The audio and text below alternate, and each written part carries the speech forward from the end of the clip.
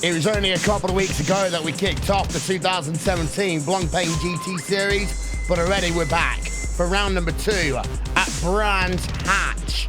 And this race is only 90 minutes long. If you ever wanted to see a GT team sprint race in a World Championship Series, this is your opportunity. And it starts next on RaceBot.TV and on iRacing Live.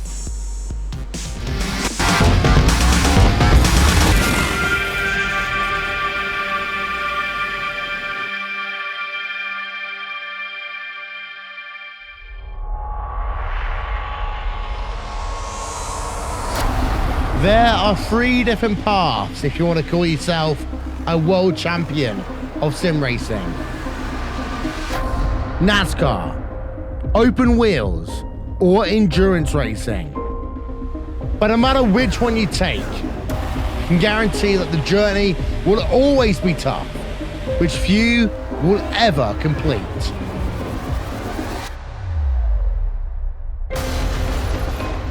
The iRacing World Championship Grand Prix Series, the premier road racing series in sim racing, started with a new car taking center stage. Then, it was Martin Kroenke resisting any challenge thrown at him to break the 5-year stranglehold of Gregor Hutu as being world champion. These drivers and teams are not just competing for pride, they're competing for money. And with over $20,000 in prizes for each of the series up for grabs, drivers really do put it all on the line. The NASCAR Beginner Series powered by iRacing is the premier NASCAR eSports series featuring the cars and tracks from the Monster Energy NASCAR Cup Series. The 2016 campaign saw a return to the top of the mountain by Ray Alfalla as a 3-time Oval World Champion. The march to that championship was not easy though, despite the fact that Ray Alfalla took home the most points in series history.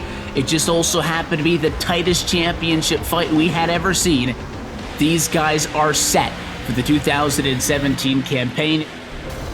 The Blancpain GT Series hosts the top GT3 endurance teams in sim racing, with groups of 3 or more drivers sharing the wheel. This is a championship you can't win alone, and you need the same determination, passion and drive from your teammates to be successful. They often say that it takes just one mistake to lose a championship, and in team racing, it may not be your mistake that costs you the win. Last season, VRS Coanda Simsport won the championship by a single point. This year, who will step up to the plate?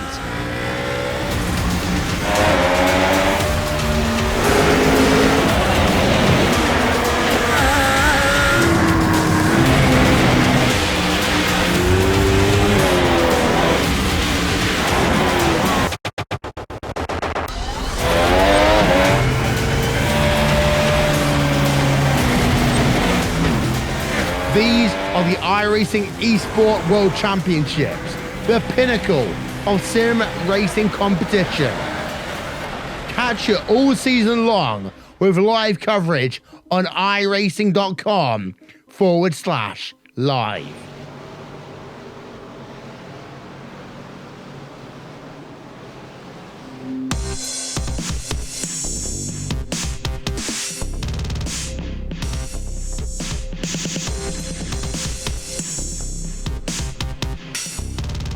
Located just a stone's throw away from the nation's capital, Brands Hatch is the UK's second circuit after Silverstone.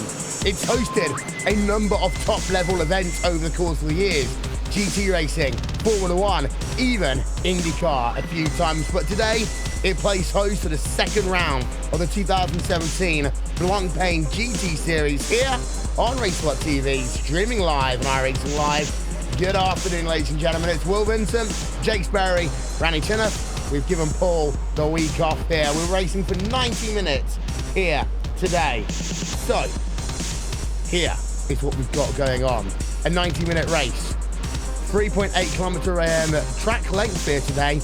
And this is going to be a pure fast race, which is going to rely quite heavily on strategy. And Randy, the reason for that is because overtaking can be very, very hard at parts of this racetrack. You got the chance down into turn 2 and turn 4, but then you're almost going to be single file for the rest of the lap. Yeah, this is a very difficult racetrack to make passes on, and last season the guys sort of had the benefit of the fact that with it being a 3-hour race, you can be somewhat patient. Here today, 90-minute run, not going to be able to be nearly as patient, and strategy-wise, going to be very interesting as well. A little bit more difficult, I think, to actually make moves with the strategy, and you think about that. Only 90-minute race, so you have some variances in what you can do. Do you pit early? Do you pit late? You have 30 seconds with the driver swap, and that's you don't want to be in the pit lane for any longer than that 30 seconds to do the driver swap. You can do fuel, do tires during that. It's going to be interesting to see if people go for tires, if it's just going to be fuel only up and down the field. But this is going to be a hectic race, I think, up and down this pretty much near 50 car field.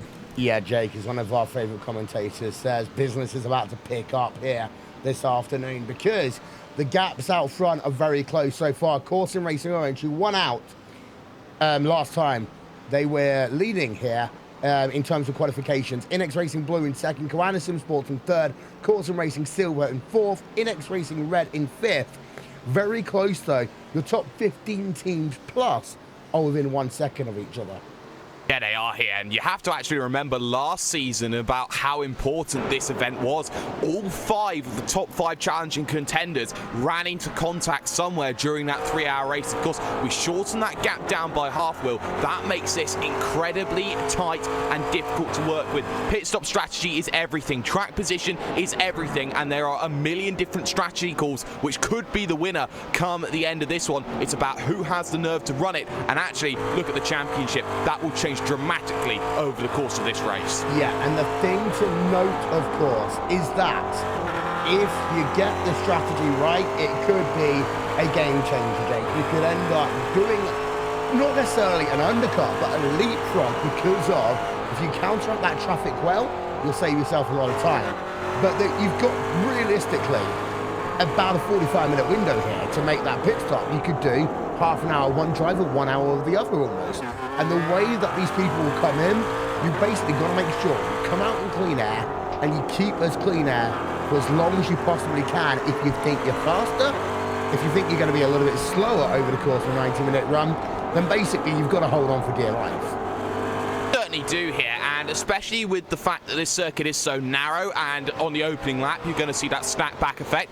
I wouldn't be surprised to see in, say, when drivers come in at around half an hour, that they'll actually encounter traffic if they come down in and battle for positions. That's what's going to be so difficult around here when you're dealing with this circuit. It is one circuit which is incredibly different to many other circuits that will go to this season. There is no margin for error. There is no real way to make an overtake. So you have to do it at the quickest and easiest available opportunity, or you stay out for the entirety of the event and hope you don't hit lap traffic.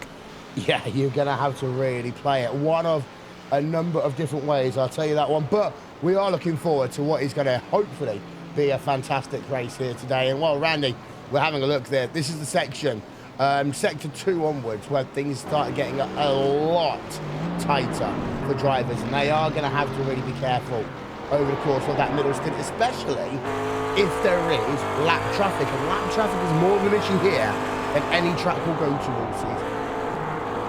Yeah, I mean, the second sector of this track gets really hectic, and really I think it's going into the third gets pretty crazy as well. Dingledale, Sheen Curve, Sterling's Bend. When you talk about traffic, that's where it's going to be really difficult dealing with slower cars. So one thing that's going to be interesting to watch here actually is with this shorter format of the race is how do you actually line up your drivers? Because as you note, your driver who qualifies the car has to start the race. However, you may be better off putting your slower driver in for that first stint, coming in early in the first 30 minutes, and then getting your quick guy out in clean air. Because let's be honest, yeah, you want to qualify well, you want your quick driver in the car early, but do you want your quick driver in the car when he's just stacked up against the traffic amongst the whole field? It might be one of those things that some of these teams are a little bit further down the order. They might be shifting a quicker driver in for the second half of the race. That's going to be something we need to watch out for. It's one of those big risks, in my opinion, because you get yourself the opportunity. It's huge. If you're unlucky to be down outside the top 25, and then it doesn't really matter what happens over the course of the race. It's still going to be exactly the same for these drivers. And I think that you've got to really, really play the numbers and play the cards here It's likely going to be really fun to see, however. And I will say as well, the point you just made is a really interesting one, because these drivers, the driver I put in the car for the first 20 minutes is the driver who's got the best reaction times. You can see something happening and can protect that car if needed, Drake. Yeah, you certainly do, and we have seen some drivers make very interesting decisions. I believe the only car setting a time right now is Jonas Wallmeyer. This lap won't count, but the next one will, and that will be his final lap of the event. We are seeing some very interesting driver choices. You look at Team Redline Black, they've put Enzo Benito in the car, a driver who you rarely see inside the Redline machine get into that vehicle. That's a really fascinating decision from Redline, and I do like the ability that they've done, and I believe Wallmeyer has bottled that lap time there and will not go any quicker running wide out of turn number 1, Will. But, you know, we are seeing drivers make some very interesting decisions in terms of their lineup, and that could really come in and play a factor come the later parts of this race. It's also worth talking about Pure Racing Team Red as well, because they don't have Beneke behind the car, they have Ivo Howler. Yeah, and it's to say, as the PRT cars just going to put off on the side of the road here. Let's show you a little bit of Gale Force Sim Racing. Matt Booser behind the wheel of that car. We've also got Vortex Sim Racing Red, Dakota Trip. We're at the rear of the field right now, P number 47. And, you know, for the Vortex team, they would be looking for much more than P46, P47.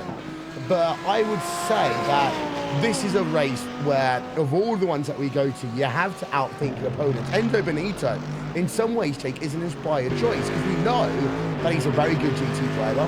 He's a very good GT driver when it comes to running a short 30 to 45 minute stint in such a way that he can get his fair share of time, get out the car, contribute to that team, give one of the other drivers a bit of a rest, because actually we might not see Enzo after this race until Spa. We might not here, and that is going to be interesting to see. We might see him at Zolder do something exactly the same. The thing is about that Team Redline team is that they have Ollie Packler and they have Gregor Utu, two world-class drivers, absolutely top of the top, best of the best. But in terms of this vehicle, are they actually the best? They also have Tommy Hacker they can go with and really give the drivers like Hutu, like Packler, a chance to really focus on the iRacing Grand Prix World Championship Series. And if they use Tommy Hacker in this situation, that is a clear definition from Redline Black that they just want to get through this race and maybe see this one as a potential to pick up some really nice points without using their key drivers. Yeah, and Randy, that is going to be, in fact, if we had a RaceSpot TV drinking game here today and we don't, the word strategy would be the one that's circled in red.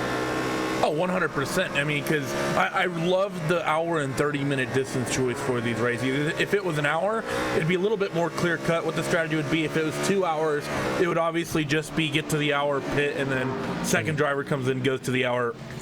Excuse me, but this 90-minute choice makes things really, really interesting.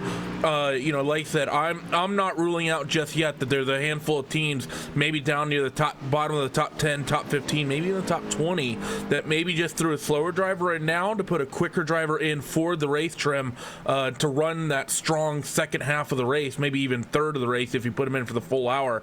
This is going to be, I think, one of the most exciting Blancpain GT events we've ever seen, and considering what we saw last season, what we saw at Monza, that's saying a lot. It is.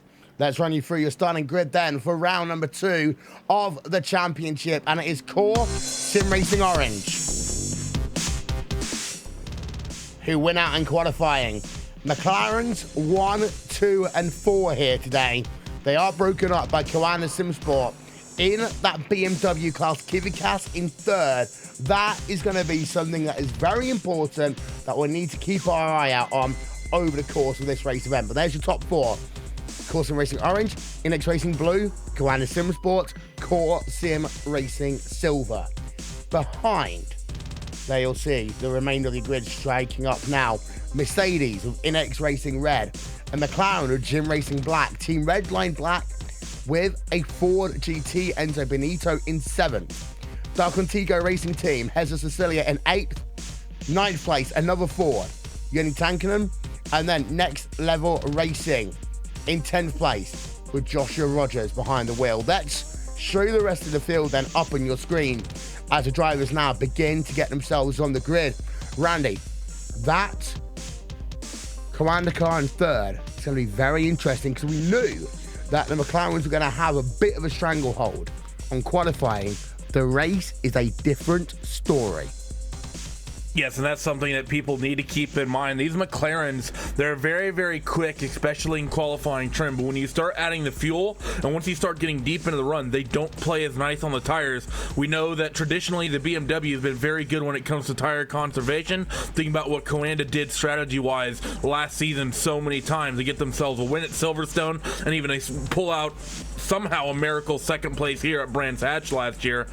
It's going to be interesting to see how these McLarens drop off. Both the Nix Racing Blue and Court Sim Racing Orange, they put in some pretty monster laps. That's Frederick Rasmussen and Justin Brunner put in some, fantastic times. And it's going to be interesting to see what can Coanda do when those McLaren tires start falling off. Because at the end of the day, what you're going to have is you're going to have the slowest car in a straight line trying to pass the quickest car in a straight line. And even if that car in front of you, even if the tires are gone, if you're in the BMW and that car in front of you, the McLaren, it's still going to be incredibly difficult to work a pass on them. You notice there, it's a cool but weirdly muggy day at Brands Hatch. Humidity 59%, clear skies, 15 kilometers an hour winds. That will make a big difference in sector number 1, Jake, especially through that first corner, which we know can really create some drama. Paddock Hill Bend is one of the corners that really does separate the men between the boys. You're down the hill, off camber on entry, which sort of leans back into you on the exit, and you also have gravel on the outside, which always has the potential to spin the car around with a very high curve as well. It's such a difficult corner, and with a crosswind, you're always second guessing the vehicle. Where are you going to be placing that car down to the corners? To those who think that wind isn't a key factor, it also affects the draft and where the maximum ability of the draft actually comes into play. The wind trails off in a different direction, you'll get different levels of draft. Which way you try and make the pass, be it left or right, that is going to be crucial, Will, especially with lap traffic and trying to get out of the way, especially around this circuit in particular. Spanish commentary is available for this race here on iRacing Live. Let's have a listen in then with the Mundo GT crew here at round number 2 of the Blancpain GT Series. Una vuelta más o menos el recinto. Ahí tenemos, a punto de ya completando esta vuelta de formación, a vuelta de ritmo más que de formación. Ya tenemos a todo el grupo. Apuestas Fernando Cor está muy capacitada para hacer la segunda seguida. Recordemos, tiene 54 puntos en este campeonato, tras la primera carrera. Se han apuntado los... Well, ladies and gentlemen, we are then a half a lap away from getting racing in round number 2 of the Blancpain GT Series for 2017. Never before have we seen ourselves a 90-minute race, and we guarantee it is going to be something spectacular that you are going to want to keep on here on Racewhat TV, Mundo GT, and on iRacing Live over the course of this afternoon. So then, that pace car is just completing its lap. Let's bring it to the start of round number 2 of the championship with a little bit of Racewhat TV fan immersion. Welcome to Brands Hatch.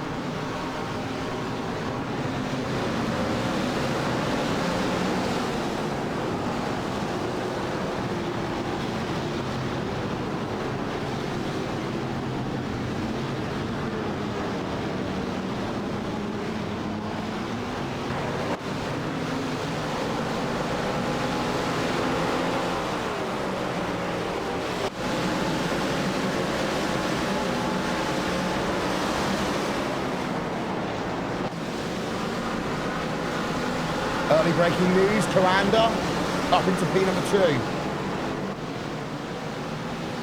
But out front, it is still Court Sim Racing Orange who are leading the way right now. Jake, overall, everyone gets off to a fantastic start here at Brands Hatch. All 48 drivers still circulating. Very few issues across the field. That's absolutely brilliant here. And well, you look at VRS Quant Simsport, they got the jump on NX Blue, and that was something that Justin Brunner would have to be a little bit careful about there, and in the end he would lose out in terms of it. Now the issue that Klaus Kvekas has here in this situation against Frederick Rasmussen, he's got to try and get a BMW in the tow around a McLaren. That's the slowest vehicle in terms of straight line around the fastest vehicle in a straight line. That is the big issue that has to be done, Will. It's pretty much the same as trying to get a VW Lupo around an F1 car. Yeah, indeed. So we saw Tommaso Carla. We're having a look at a replay trying to see where this happened. But Tommaso Carla had, he got pushed off track there. Just as we were saying how good this field was at getting away. Tommaso Carla, first master Ravano Red, falls all the way down to the rear of your field. But out front, it's Corsa Racing Orange versus Co-Anderson Sports right now. NX Racing Blue with Justin Brunner in the 3rd place, and 4th place is Jim Racing Black as it stands, with Corsa Racing Silver rounding out your top 5. Randy, this sounds a little bit familiar. Yeah, it does indeed. It's sort of a lot of the same players we saw last week at Monza, but I just have to say, Klaus Kvekas, he got that opportunity to get himself up into the 2nd spot early in turn 1 at the start of this race, and he has done a fantastic job to latch onto the back of Frederick Rasmussen in that Corsa Racing Orange McLaren and start stretching the gap over Justin Brunner in the 3rd spot in the NX Racing Blue car. The gap between 2nd and 3rd last time was 7/10 of a second, and they come across the stripe now. Gap's going to stretch out to 1.2 seconds. Top 2 already checking out. They are, and you see that Klaus sets the fastest lap of the motor race so far. Yes, we're only onto our 3rd lap here. Behind, NX Racing Red and Jack Sedgwick are putting the pressure on Core Sim Racing Silver right now. This is the battle for 5th place on track. Thomas Arenz versus Jack Sedgwick even, in the NX Racing Red car. That is a McLaren versus a Mercedes. So again, we have some of these difficulties in cars finding overtaking opportunities, because we've then actually got your train, as I'm going to call them, Jake, that runs without P number 6 all the way down to P number 14 right now. Yeah, I know, it's fantastic to see the likes of Contigo, Redline Black, Glacier, TTLR, Evolution Racing Team, Inex Yellow, all in that train, all looking in and around the top 10, could move themselves up to the top 5 with a bit of a huge wiggle though from Thomas Arenz coming through the Sheen curve. And goodbye, says Jack Sedgwick, as he makes his way through. Now Hazer Cecilia wants to try and make that move very quickly. He can't afford to be rash on that situation. We saw that all last season. He will wait behind, and that is just the difference here between Hazer Cecilia last season and Hazer Cecilia this season. Yeah, let's have a look then on board with that driver of Thomas Arenz as he falls down into 6th place. There you can see the wiggle, and now you'll just see drivers right NX Racing Red will say thank you and move themselves up into your top 5 right now. And this is what I talked about, reaction times here, Randy, because you want a driver that will recognize a mistake and capitalize on it. You don't necessarily need the faster driver in the car. You need a driver that can stick in the toe, not make a mistake, and see what other people are doing to get themselves up to the field. It's actually now we're going to have side-by-side happening almost there. That is Glacier Racing versus Team Redline Black. And they're looking like they want to go side-by-side in towards a Hawthorne's bend there. And, well, Redline will just stay ahead for the moment. And the Benito taking the defensive line on the inside there up into Hawthorne's. Now as they come through this middle section of the lap, pretty much single file is what you're going to be relegated to, maybe until the late stage of this race. But you're absolutely right, Will, when you talk about that, wanting that driver who you sort of need a perfect blend, don't you, of responsiveness and reaction time, aggressiveness, but also smarts, because you don't want someone who's too aggressive and sees every slightly open door as an opening they can just dive the car up into, because then that's how you get race ending damage. But we're seeing it happen again a little bit further deeper down the field. Andre Bocher made a slight mistake through the final corner at Clark Curve. Kei Kashubi goes to the inside, picks himself up a spot, moved that Hinesville Core Motorsports car up to 13th and behind. Freak Shorthorse, same exact thing. He capitalizes on Andre Bocher struggling for pace, and he moves himself up a spot. Yeah, the first one was 2 teammates just switching positions. The second one more important there, because Core Motorsports have now lost the position to Team Red Line Green with Prince Shorehorse, of course, Heather Connors, who runs also in the iRacing World Championship Grand Prix Series. Well, it is still good to know 48 drivers started this race, 48 drivers are running in this event, and they are separated by 32 seconds right now. So it is close, but out front, it's worth noting, Jake, that we've got the pull away going on right now. Your top 2 drivers, top 2 teams, Corson Racing Orange, Commander Sim Sport, Frederick Rasmussen, Klaas Kivikas. They are pulling away at a rate of about 0.3 of a second a lap over in X Racing Blue. And that little gap early on, those 0.3 of a second here or there, they will become vital when we get to traffic later on in this event.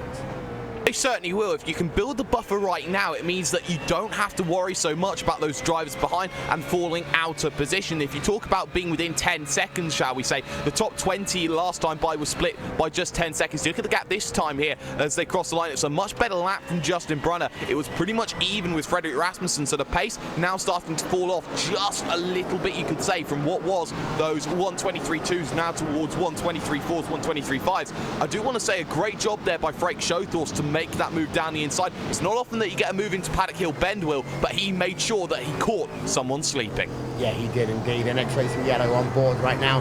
William Levesque in the number 11 machine, trying to battle over Andrew Carl in the Evolution Racing team car.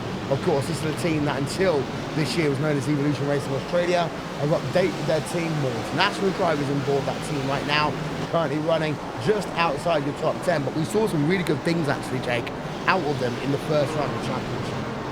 We really did. We saw 2 Evolution Racing team machines get themselves inside the top 3. Granted, it is Monza, it favours the McLaren the most, but that is the sort of level that Evolution Racing team are trying to aspire to. That is the sort of challenge, and they really have been underrated in the sense of they haven't been recognised as one of those big teams, and I think there's a chip on their shoulder that they want to be known as one of those big teams. In fact, they do have Australian comrades ahead of them in TTLR and in Next Level Racing TTLR Red with Josh Rogers behind the wheel. So Andrew Carl will need to work together in these early stages because they've all got the slipstream and they're all trying to get around each other. For the moment, it just seems that they're very happy to just sit and wait and let someone else do all the talking.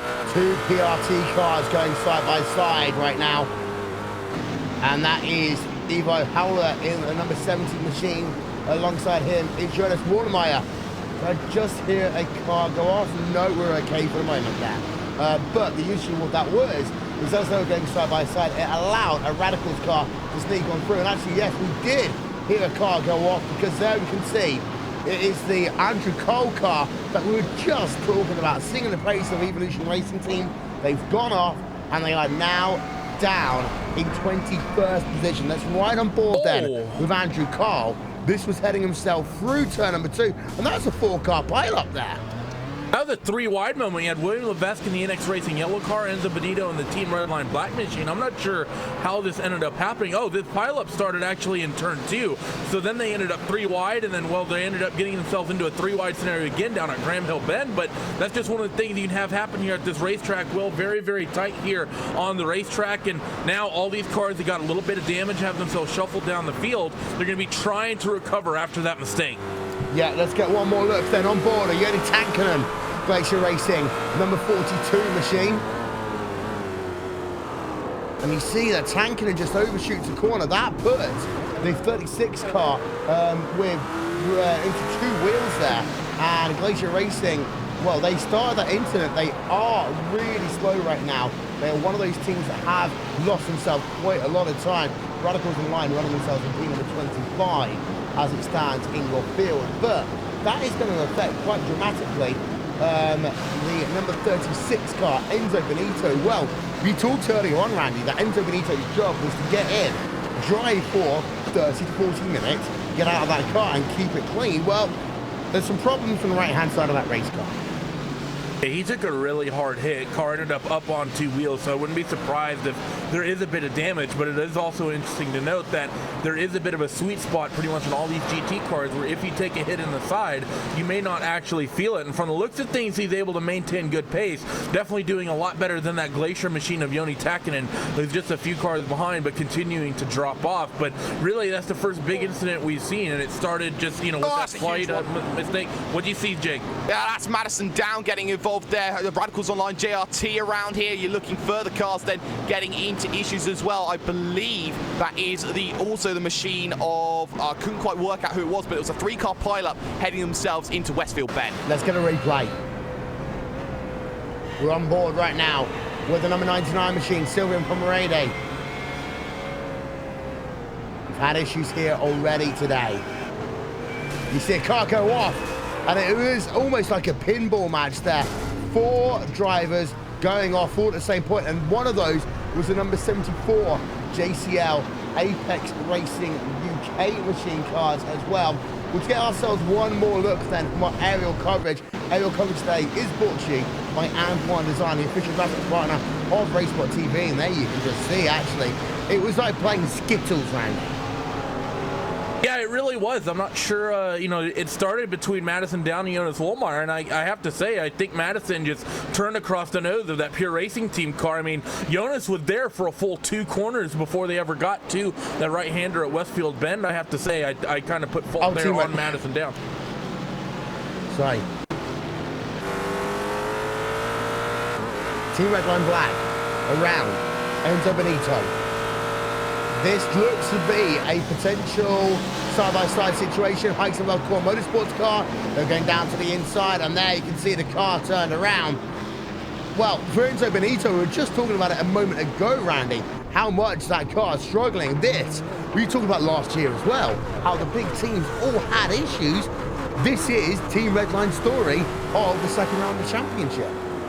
Yeah, and that's unfortunate for them to go around. I mean, it is sort of weird. We had a like really clean, really calm opening few laps, and then it just seems like everything just kicked off. The last 2 or 3 laps, everyone said, you know what, patience is overrated. Everyone started making moves. I think everyone needs to calm down just a little bit more. We've only got 9 laps, 10 laps logged in this. While it is going to be a very quick sprint race, I think everyone just kind of lost their mind there in that last about 5 or so minute period. It did look as though that Enzo Benito did turn across the Heisenberg Core Motorsports car, which started that incident there. Of course, we have got ourselves a fantastic team of race stewards. We've got ourselves Shannon Whitmore, Tyler Hudson, and others. They are monitoring every incident that takes place in this motor race. So in the World Championship Series, if you do something wrong, you are going to be penalised for it. But out front, we've got ourselves Corson Racing Orange and Frederick Rasmussen. Let's have a look at the top 8. They are along the bottom of your screen right now. And it is Corson Racing Orange leading over Commander Sim Sports by 4/10 of a second. NX Racing Blue are further 3 seconds behind right now. Then you got yourself Jim Racing Black in 4th, NX Racing Red in 5th. Corson Racing Silver, Dark Antigua Racing Team, and Next Level Racing rounding out your top 8. Your top 8 haven't really changed since the drop of the green flag here, Jay. The biggest thing that we saw, of course, was the fact that Redline have fallen in the field, and we also saw NX Racing Red moving up a position. There we have here, and it seems that all the action's going on in the mid-pack where it's always going to be frantic and furious, and that is something to look at. Andre Borcher under a lot of threat right now from the likes of Bruno Tacamo for the iRacing Brazil team, the likes of Jeremy Bouteloup for VRS Core and SimSport 18. Remember last year there was a situation where you were looking at this one there for what was Jeremy Bouteloup. He won it with the Radicals Online team, now on a different team and doing well. He's really put himself back up there and making some really big results out of it. You know what, I always said that Jeremy Bouteloup was the best and most consistent driver on that Radical stable, alongside Paul Ilbrink. And Paul Ilbrink is a fantastic driver, but we've seen some amazing drives by Jeremy Bouteloup over the years. Who can forget what he did at Spa a couple of years ago, coming through the field in the what was then Williams FW31, but he's moved up to Carana Sim Sports right now, and you would call it a moving up. It's one of the biggest teams in all of sim racing. No offense to Radicals Online, but they are, a B+, A- team. But of course, Carana Sim Sports are the A+ team in terms of the World Championship Series. In the Blancpain GT Series, of course, they won last season's championship. But the Carana cars right now are currently in second place and in 14th place in this event right now. Good start for Kiwanis Supersports, but out front, the question's going to be, who's going to blink first, realistically, over Corson Racing Orange and Kiwanis Supersports in this battle, Jay? Yeah, that is going to be the question here, and for Klaus Kvekus here, he actually has the ability to be happier than Frederick Rasmussen right now. If Rasmussen's in that vehicle and trying everything that he needs to do, he knows that he can just sit there and wait and make the decision after it. We know that Klaus Kvekus can effectively go in second if he wants to, or first. Rasmussen has to respond to Klaus Kvekus, not the other way around here. So that is going to be the issue that we're going to be seeing between them. I have seen a really big accident though between Glacier Racing and Orion Racing. It's taken about 8 to 10 cars, Will, out of the event. Oh my word, let's have a look back then and figure out what's happened to that one. I just noticed there's a lot of cars all of a sudden that were down on pit road. Let's see what we can find out. Glacier Racing, Jake, what happened? Well, they were coming out of, I believe it's Sterling's Bend here, the second to last corner. It was just a case of, Johnny Takkanen's losing a lot of positions there. Barazini was trying to make the move, and they came together on the straight. And at that area where the barriers are at their narrowest and it's pinched in, there's no opportunity to escape. And about 7-8 cars had to take a major shunt there through that incident. Oh, I've just seen it there. It's up on your screen right now. And yeah, oh my word, that's a big, big one there. It blocked the entire track for a moment. You've got yourself a Phoenix car upside down on its lid. Other drivers having a number of incidents as well. The incident kind of went on and on and on. It all started here. There's Tankanen. And then from there, you could just see, if you have a look from the rear camera, the incident just goes on and on and on for about 300, 400 meters there, Randy. Yeah, I mean, it really just started with Yoni. I think he kicked up on that curb, and I know from experience that exit curb there at Sterling's Bend does not play nice with you at all, and it's not uncommon that it kicks you to the right or kicks you to the left, and he, I think, had to get out of the throttle because he's on the grass, and really Fulvio Berzini didn't really have very many options of where to go. Especially because you figure even if he gets all over the brakes, he has Matt Busa, Jean-Philippe Lacombe, Kevin Seki. To me, I think that was just a worst-case scenario. One little mistake, I think, turned into a huge pileup. I don't really think that anyone's really majorly at fault at the end of that one. Jack Cedric runs himself in 5th place right now in the Inex Racing red car. Let's run you through them. The cars that are on pit road or out of this event. You've got yourself Vortex Sim Racing Green on pit road, Orion Racing Team, Fulvio Barazini, Phoenix Motorsports, Glacier Racing BS1, revealing Tanker. That's the car that's had the most issues today in this event as well. John Hall, Phoenix Motorsports, we saw that car up on the lid. We've also got First Class Movana Yellow, Radicals Online Pirate, Torrent Motorsports, Pure Racing Team Black, Radicals Online JRT, Next Level Racing, and Pure Racing Team Red, all on pit road, all having substantive repairs done to their car. And well, we call this racetrack the one that really defined the season, Jake. Yes, Monza, first race of the season. Yes, you want to survive it. Yes, you want to get a good finish. But this is the one that really shapes up who's going to have the good season. It is that wild card, that almost that Talladega race in terms of the Blancpain GT Series. And already, we ended up from having ourselves all cars running at the end of lap number 1. So now 10 cars out of this event. Yeah, the beast of Brands Hatch has certainly claimed a few victims here today, Will. And well, looking at the racing that's been going on, everyone's just been trying to get themselves through the early stages and trying to make as many positions as they can. Remember, this is an endurance event, but it's being treated like a sprint race, Will. That's where you're seeing the big incidents happen. Drivers thinking they've got half the amount of time than usual to really make those moves happen, then deciding they've got to make moves and really make decisions which are 50-50 at best. That's the big issue that drivers are having here. That's the issues that drivers need to work around, and maybe a little bit more patience needs to come into play. But for the moment, those who have stayed out of trouble have a really good result on their hands. Yeah, and your top 8 are really starting to pull themselves away. In fact, your top 5 have pulled themselves away overall, and it's worth noting that Inex Racing Red right now have themselves a 3.2 second advantage over Corson Racing Silver and Thomas Arends. And again, these little seconds, people are going to say, oh, there's not that big a gap in the big shape of things here, Randy. But actually, 3 seconds on track like Brands Hatch, that means you're going to be a little bit more cautious going through lap traffic. And we talk about lap traffic, well, we are, in my opinion, about 11, 12 minutes away from getting it. That means that you might start thinking about making a pit stop to get into clean air just as you hit that traffic. That's really what you want to do, really, when you time it, isn't it? Is if you start getting up into lap traffic, say, okay, you know what? I got slower cars in front of me. I need to come down and hit the pits now. That's likely what we might see the likes of Freddy Rasmussen and Klaus Kivikas when they decide to hit their hit the boxes and come down, get their fuel, do the driver swap, and go. But I mean, it is.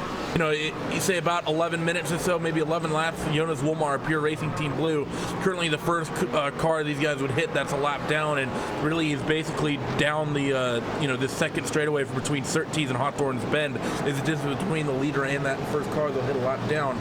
Question's going to be the timing and really what these guys' strategy is. And, I'm still patiently waiting to see when these guys are actually going to blink. I actually think that for the most part, Coanda and Klaus Kavakis, I think they should wait a little bit longer to make their move, keep that BMW out on track as long as you can, and keep it light, and also work those tires for as long as you can. Then, maybe, as close as you are to Frederick Rasmussen right now, you only need to find a few tenths of a second over a handful of laps to maybe get around him and jump him through the pits. We just saw the iRacing Brazil team, Bruno Carmo, work themselves past likes of Alcor Motorsports and Andre Borcha. That was for P number 12 on track here. And, well, Jake, it was a good pass. Set up in towards Surtees and managed to get it perfectly done on that inside line. Didn't even have to worry about that run towards Hawthorne's corner. No, he didn't there. And Bruno De Carmo has been very, very good at making positions all throughout the first two races of the season. And again, he's now +6 for his date. That Hoytson-Velcourt Motorsports, that 66, down 1. And this has been the issue actually for Hoytson-Velcourt Motorsports. Look at what happened to them in Monza. P33 and P34. That's not a title-winning position finish after the first round. Granted, there are no drop weeks, so that will play as a factor if they actually get back up into it. But they're under-delivering here with both their vehicles. I mean, Kei Koshube celebrating his 34th birthday yesterday. He's only just inside the top 10. Granted, 3 cars ahead of him, all there fighting, but this is not a brilliant Hoytson-Velcourt Motorsports performance yet again. They're in the wrong core team right now, you'd argue, Jake, because Core Sim Racing are doing fantastically right now. Yeah, they are, and that's been the difference here, is that, both teams are now deciding that they need to branch into Formula 1 and do things a certain way. For Hoytson-Velcourt Motorsports, they've decided to step back a little bit from the events they were doing last season, which made them so synonymous, the likes of VLN, to get themselves forward. For Core Sim Racing, they've really managed just to turn up the wick and really replace Hoytson-Velcourt Motorsports where they were last season. I think Core Sim Racing Orange have been fantastic, but remember, it's not over yet. They've got about an hour and 8 minutes to still play with. Yeah, I would still argue though that even if they fall back with these super cars, they are going to likely get both their cars inside the top 10. And that's a very different Core Sim Racing to what we saw a year ago. And I'm going to put it upon maybe one driver here, and that might well be the fact that Isaac Price in that Team Red line there, just having themselves an incident, and they just pushed the driver. That is Kei Koshube down in towards turn number 2. Let's get ourselves a second look at this very quickly. As Frank Shawhorse is in the green car, bottom of your screen right now. We're just going to stop it there. I want you to see, Randy, as they come down into that corner, the two cars were pretty much separated by absolutely nothing. You can see that, they were alongside. We're going to draw a red line across that one. We rolled the tape, though, and it seems to be that he just couldn't make the turn in, could Frank. He pushed off that inside line into the Hoytson-Velcourt car of Kei Koshube. I actually would put it a little bit more on Kei, and here's why. Kei made a mistake exiting turn 1, had a big bobble, and Freak is always going to try to make that move here. This track is so difficult to pass that if you open the door for a driver, they're always going to go through it. I think Kei just simply tried to pinch Freak off so much that, Freak was always going to push out wide into him. I think that's just a little bit too aggressive defending there on Kei Koshube. You could definitely put a little bit of fault on Freak as well, but I'd say overall, I'd argue the faults on Kei Koshube there. Okay, so Kei Koshube has fallen down into 11th place, Jake, and that means now that you haven't got a Core Motorsports car inside your top 10.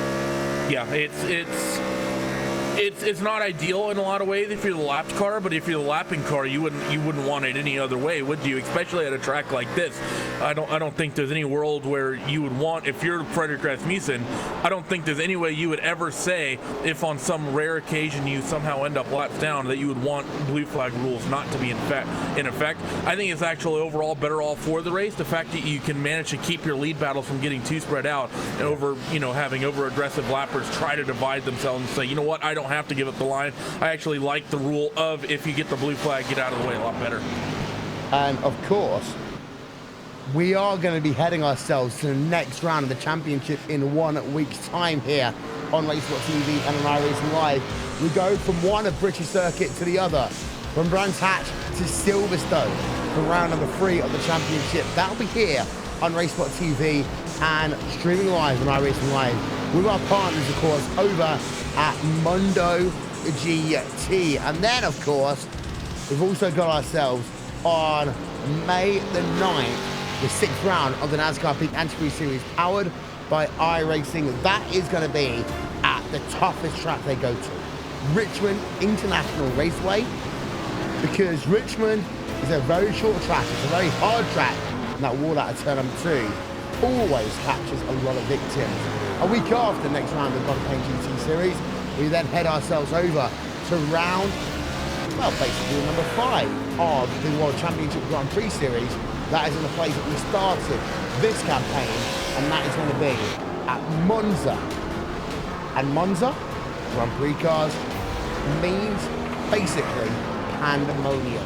So catch this, as we've got ourselves basically now a month worth of non-stop racing in the World Championship Series here on Racesport TV, the home of the biggest broadcasts in sim racing, all streaming live on iRacing Live. But going back to the racing, I'm going to say right now that NX Racing Red should come on towards pit road.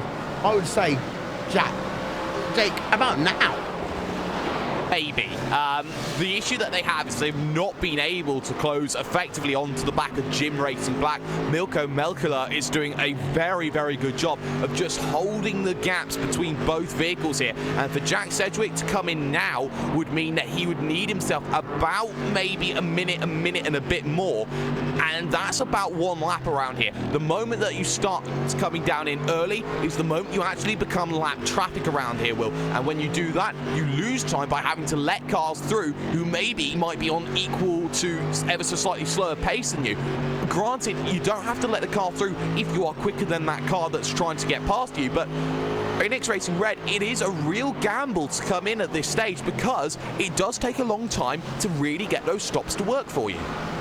And also, Jake, what we've got to put into the equation as well is that the pit road speed here is very, very slow. As we scroll back and have a look at Dark Tico Racing Team, as a Sicilia, Next Level Racing, NX Racing Yellow, Team Red Line Green, a 4-car pack going on right now. Pit road speed here is one of the lowest that we have here on iRacing, 37 miles an hour. Yeah, 37 miles an hour. It's a very, very safe pit road. It's pretty much not akin to driving on the A roads and B roads coming out of the venue, shall we say. It's slower. It is, you're right, and that is the case here. It's looking to try and bring a very similar sort of case of lap time across many, many different circuits. It looks as well that when you get that really slow pit road also, you know, you have to be incredibly careful about how you deal with yourself, what sort of times you're going to do, and actually who's around you at that time, because you might be battling one person coming down onto pit road, but one small mistake and you are battling someone completely different coming off of it. Yeah, indeed, sir, of course. I want to give a shout out to the Motorsport Safety Foundation as well. The reason why I say that, of course, Brands Hatch, we talk about slow speed pit roads, and we have actually got ourselves Phoenix Motorsports is pulling out of the way to allow all those sport drivers we were just talking about come by. And just as I said, Randy, coming onto pit road as a consequence, that is John Hall right now. But of course, we've got to remember that this was a track that we had, I'm going to say it bluntly, the idiot that decided to drive into a live race track. Yeah, that wasn't good. It was, and you know, I will always remember watching that video that got posted online, and yeah, the dude's an idiot, but one of my favorite, just moments of all time, one of the most hilarious moments of all time is you can actually hear the commentator at the race, and he just sounds so confused when that car comes out of pit road. But yeah, it is, that is sort of one of the stupidest things that ever happened in a motorsport event, isn't it? Yeah, it's right up there with 2000 Hockenheim, the time we had the dancing Irishman just ride along the racetrack, walk along the racetrack, dance along the racetrack. That's what I mean to say. Ironically, well, you had the it at first time. Silverstone too, didn't you? Yeah, we did.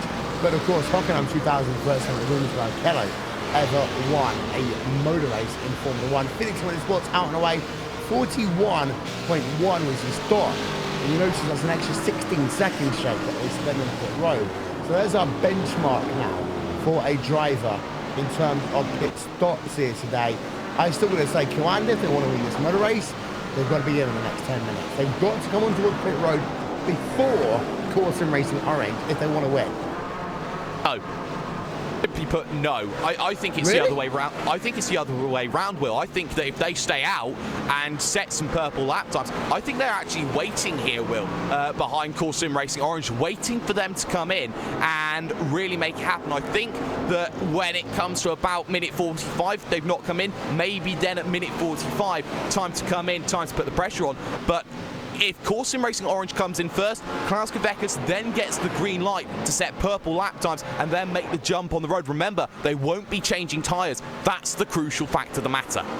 Also, just to elaborate on this point, Will, when you think about the lap traffic, if you're Frederick Rasmussen, that McLaren has the horsepower to get a run out of Surtees and make a move going down into Hawthorne's Bend. That BMW doesn't quite have that power. So right now, if you're Klaus Kvekas, I think really if you don't want to pit early and get yourself trapped in lap traffic, because it's going to be so much harder to deal with, even with blue flag rules and respect, because if you come out behind a battle, those guys, even if the blue flag's going to be in order, they're going to make it really as difficult for you as they can because they're not going to want to lose time for their fight. As we see, the gap is 7 tenths of a second between them. You've got to hope, really, if you can land it in that perspective there, Randy, that they've been saving their tyres behind Corson Racing Orange. And that's not an easy thing to do on a track like this, because if they are going to come in late, then they're going to have to go as long as possible. But if you're Frederick Rasmussen, you know that you can go as long as you possibly can, because there's no way that Coanda is going to get past you. And I think that is why I say that Coanda needs to come in early. I would agree with you if they were changing tires. I would say that they should come in, basically work the undercut. But the problem is that they aren't changing tires. So it is sort of clean track. It is well, not necessarily, and that's the other thing to think of. They might get clean track, but let's say they're going to be out. They're going to be in the pit lane for about 40 seconds. So you think about 40 seconds, about half a lap. About half a lap, you have this gaggle of cars like Mark Elkaman, Florian Woy, Tommaso Carla, Arecoba Lopez here. No, and that's the thing that's the extra layer to this race, because normally, you think about these Blancpain GT Series races, no matter what, you come in at the top of the hour or so and get fuel. You're pretty much forced to. Here, it's a much different. You can potentially start the race a little bit on a slightly higher fuel load, and you might have to come in later than what you would want to try to get yourself into a gap that may not exist, because that's really what, if you're Coanda, if you're Core, if you're any of these top teams, you need to have someone who knows the pit stop time, who knows the time loss going through the pit lane, who can calculate where you will come out on the racetrack. What about, Jake, the battle going on in P number 3, 4, and 5, Inex Racing Blue, Gym Racing Black, and Inex Racing Red? You can't really say these two cars, the Inex cars, will work together because they are two very different race cars. Let's have a look at Justin Brunner, of course.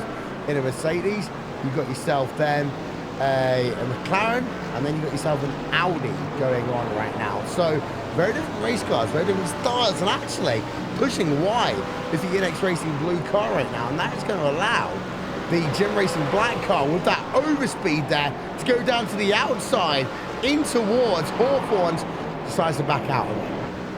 Price back out of it, looking for that undercut though, and will get the run here coming towards Westfield. Ben down the inside, thank you very much. Will take the position, and now Inex side by side as Sedgwick tries to take advantage of Justin Brunner here. Gets the advantage down the inside, tries to take two, will only take one down into the corner, but that just changes everything. Inex now squabbling amongst themselves, and it's advantage now to Jim Racing Black. That was the nightmare lap that Inex did not need there, Will.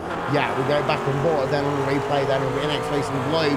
You see that they lose one position and immediately they lose the second. I think that second position though, Jake, when I look at it again, they allowed Inex Racing Red to go past. I think that McLaren realizes its tyres aren't going to be as good, and you know, they are on the same stable. Yes, they compete against each other, but they've got to remember they are teammates as well.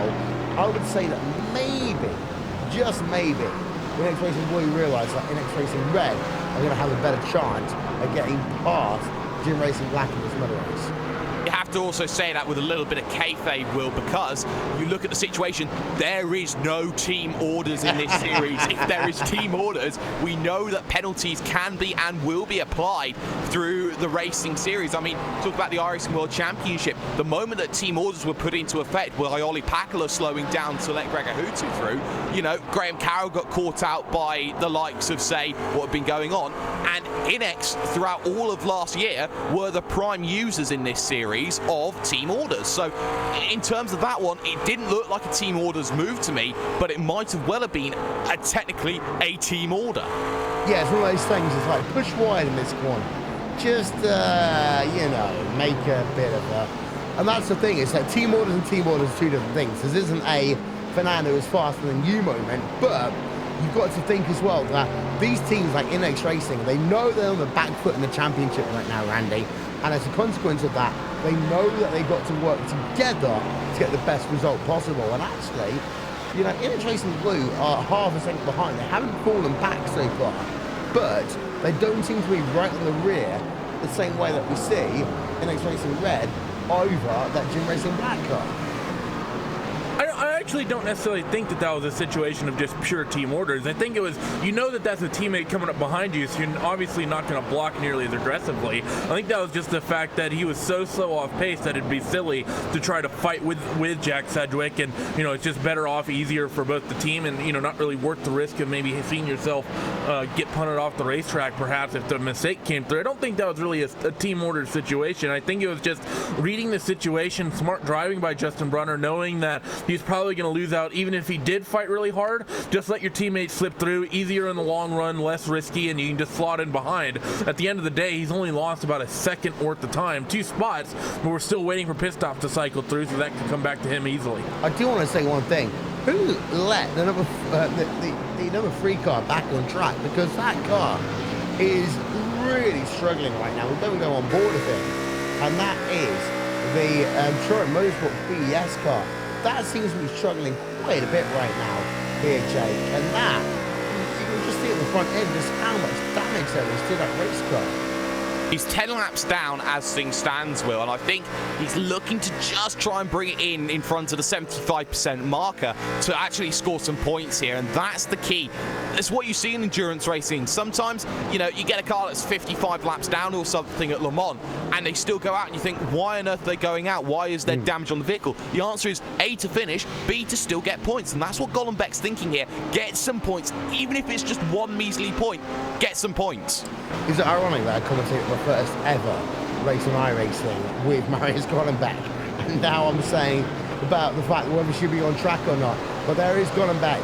He's got 1 lap advantage over the driver ahead of him, but he's doing the right thing right now, moving way out the way so our drivers go past. But what he did there, right, he just moved from the left-hand lane to the right-hand lane. If you're coming up at full speed, you stay in one lane and let other drivers go past you. That's how you do it. And he's slowing well down. He's doing 80, he did less than 70 miles an hour now.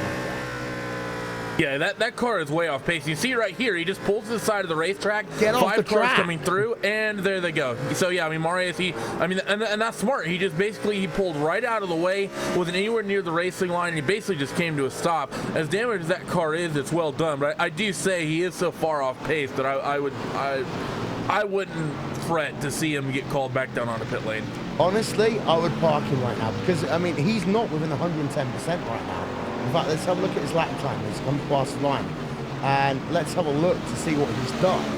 And he's lost How many body panels he's missing? He can't even be within the weight his limit, last lap was 12 seconds slower. 12 seconds slower, Randy. On a 1:24 racetrack. You know? Yeah, I mean, and that car is way off pace from what it was. Obviously, 12 seconds slower, but he came to a stop halfway through the lap. Just comparing the fast laps that they ran, I mean, Kevin Siggy was doing 24s before they got that damage. Marius Gollenbach doing 28s or about his quick lap time. So, yeah, that car is really struggling for speed right now. And it's not even necessarily just the speed wheel that could potentially be an issue. It's potential damage underneath that could be affecting how that car drives. Bent axle, bent, steering rod or something affecting how that car drives. You might have a situation where if he just loses it because something's broke in front of someone and their race is ended, well, guess what? It's sort of, is it fair to Marius to try? Is it not fair to call Marius down on a pit lane, or is it potentially not fair to a driver whose race he may potentially ruin? Well, we saw with the Glacier Racing car getting tanked in earlier on, Jake. Just, what happens when you have a car that is off pace, as we have got then. Jim Racing Black on pit road for the one and only time here today, Jake. Talk us through it. Yeah, well, Jim Racing Black was that car in third position, now dropping onto the lane. There will be a driver change. There has to be a driver change here for Mikko Melkila. He will change that vehicle, and who will get in? Sebastian Dunkel then for Jim Racing Black. A really underrated driver in. No tyres, just fuel, and they've only got to really fuel themselves. If they fill the tank completely up, they only have to fill themselves about half a tank to get themselves to the end of this race, but it's the first real big stop to come in, and it's on the 45-minute mark, so playing it by averages at the moment here. And the question is, where will he drop out in all of this? Because there is a little bit of traffic on the exit here right now, and well, he gets himself out and away, and the answer is he side by side? Will he lose this position then to Odox Motorsport Samsung? Answer's going to be Odox is going to try and make this move down the inside, but won't get close enough. He's already defending coming out of the corner is Dunkel, and that's a big mistake then as he runs wide on the old tyres. Yo, look at that one then. Big wiggle on the exit. Oh, Druid's hairpin. He does stay ahead. Does the Jim Racing Black car. And that is important, Randy, because if he didn't do that, he would really have put himself into big issues for the rest of this motor race, maybe losing a top 5 position. But now they hit themselves up Hawthorne Hill. And I said, put themselves up Hawthorne Hill. You've got to ask the question, are they going to keep that position? The answer is going to be just about. Maybe. Just about. I mean, this is sort of the big issue. Sebastian Dunkel is, and this is why I definitely think that if you're Carrera Sim or if you're Course Sim Racing Orange, waiting to make that pit stop until the end of the race is going to be better, because if you decide to pit and put fuel in that car and you end up in traffic, you end up in a situation where, and I didn't actually even think about this, was the fact that you will be heavier compared to them, and you might struggle for pace for a little bit. Now, if you're Course Sim Racing Orange, if you're VRS Carrera Sim Sport, keep that car light. Even if people have stopped in front of you in the lap traffic you're dealing with, you should be able to get yourself around them relatively quickly. Yeah, as that's the battle going on right now. Let's have a look. No one else comes in. We are past the halfway point of this motor race right now, Jake. And we do still see out front Course Sim Racing Orange. And we don't often talk about your race leaders when they pull out a big gap, but your top two have pulled out a 10-second advantage over the rest of the field right now. Course Sim Racing Orange had themselves an 8/10 of a second advantage over Klaus Kivikas. That just about breaks the draft range, but it's worth noting that Kivikas, of course, is reserving his tyres as a consequence. He is here, and for Klaus, that lap time, he was actually quicker by 1/4 of a tenth of a second. Doesn't sound like much here, but it's just keeping that gap at 8/10 of a second. It's just enough to keep them in range. It was up as high, Will, as almost 1 second by about 7/1000ths of a second. So that's something that does need to be a little bit of a worrying factor. I am looking at this fantastic battle, though, for the final spot in the top 10. William Levesque, Bruno DeCarmo, Andre Borcher, Alexander Manea, and Jeremy Bootsloop, all there, all scrapping along. 5-car train, and Manea's last lap made the move on Jeremy Bootsloop. Yeah, as Bootsloop there, you can see him in P15. He's got himself Carrera Sim Sport. Sorry, not Carrera Sim Sport. He is Carrera Sim Sport. He's got himself Andrew Carl behind him, but out front, you've got yourself now the Radicals Online car of Alexander Mayer, part of a second ahead. We are into that pit window, so these guys are going to make aggressive moves at this stage of the motor race. Hector Cool Motorsports there. Andre Borcha side by side. Here we go again. Brazil racing team there. Almost bump drafting. The NX Racing yellow car down to the inside. And what a pass there. And that's going to allow one, maybe two drivers to go past. You just see the close racing going on there with iRacing Brazil team, Bruno De Carlo. That one, Randy, was fantastic. We're going to have a look at the replay of that one because Bruno De Carlo, we saw an opportunity and say, you know what? I need to go for it right now.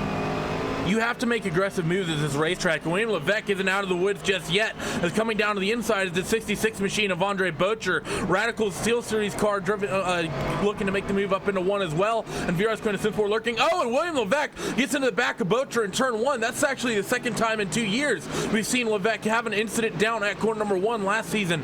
Got into an incident with the red line black machine that actually saw that NX yellow car end up with a penalty. William Levesque just went from leading this pack to within just under a lap, now at the tail end of it. Well, we're going to keep it on this replay, therefore. I'm going to show you what the situation is with William Levesque because they were almost going side by side into the final corner. Let's ride on board, NX Racing Yellow. Number 11. In 14th place there, it's Hector core car, Andre Borcha. And there's a tag in towards turn number one. As a consequence of that, William Levesque loses momentum. As a consequence, he loses position there to Andre Mania in the number 17 Radical's Steel Series car. And this battle going on down in your mid-pack is fantastic right now, Randy. Oh, it's insane. And this is the same thing we saw last season here at this racetrack. The track is so short that the lap times are incredibly close. Top 30, well, from second to about 35th out there on the racetrack, I think in qualifying, we're separated by about a second. And because of that, you end up with these fierce fights that people really just can't get themselves separated because the lap times are just so close. I mean, you think about how close Cora and Vieras Coenda have been all race long. It's been like that up through your mid-pack for those guys who survived those early incidents. Out front though, with 37 minutes of this race remaining, we know that your race leader is going to come in the next 7 minutes maximum here. The reason why we know that, Randy, they've got to do so because of the fair share. Yeah, we're going to be seeing most of these guys come down onto pit lane, I think, sooner rather than later. The other thing you have to think of is fuel usage. These guys, they only go for about an hour. I think at this track, the fuel usage probably isn't as much. You could probably get about an hour and 5 minutes. But as we near that hour, it becomes, less of a question and more of a certainty that these guys hit the pit lane. Thing I'm curious of, they started the cars heavy on fuel. And, especially when you talk about your leaders, Core, VRS, and, most of the guys who haven't pit yet, they obviously started really heavy on fuel, which is interesting because that means when they do their driver swap, they're going to come down, they're going to take gas, but they're not going to, they're either going to have to take some set of tires to use that usage, or they're just going to be sitting on pit lane doing just the driver swap. And if that's the situation, if you're not going to take tires, why didn't you start the car lighter, and why didn't you just come down on a pit lane a little bit earlier and use that full 30 seconds you have in the pit stop that you have to take anyways? Yes, I was just saw that was a Phoenix Motorsports car just losing positions, but there's battle going on down in the mid-pack, well, beyond your mid-pack right now. It is Odex Motorsports versus Triton Racing versus Marcal Bessi. We've got to give a shout out to Marcal Bessi actually, and it's not the battle we're looking at. But Marcal Bessi up to 10 positions so far in this medal race. But Team Red Line Green, actually, let's go up and have a look at Team Red Line Green versus Dark Antigo. This is going on P6, P7 on track right now, Jake, as we get closer to pit stops.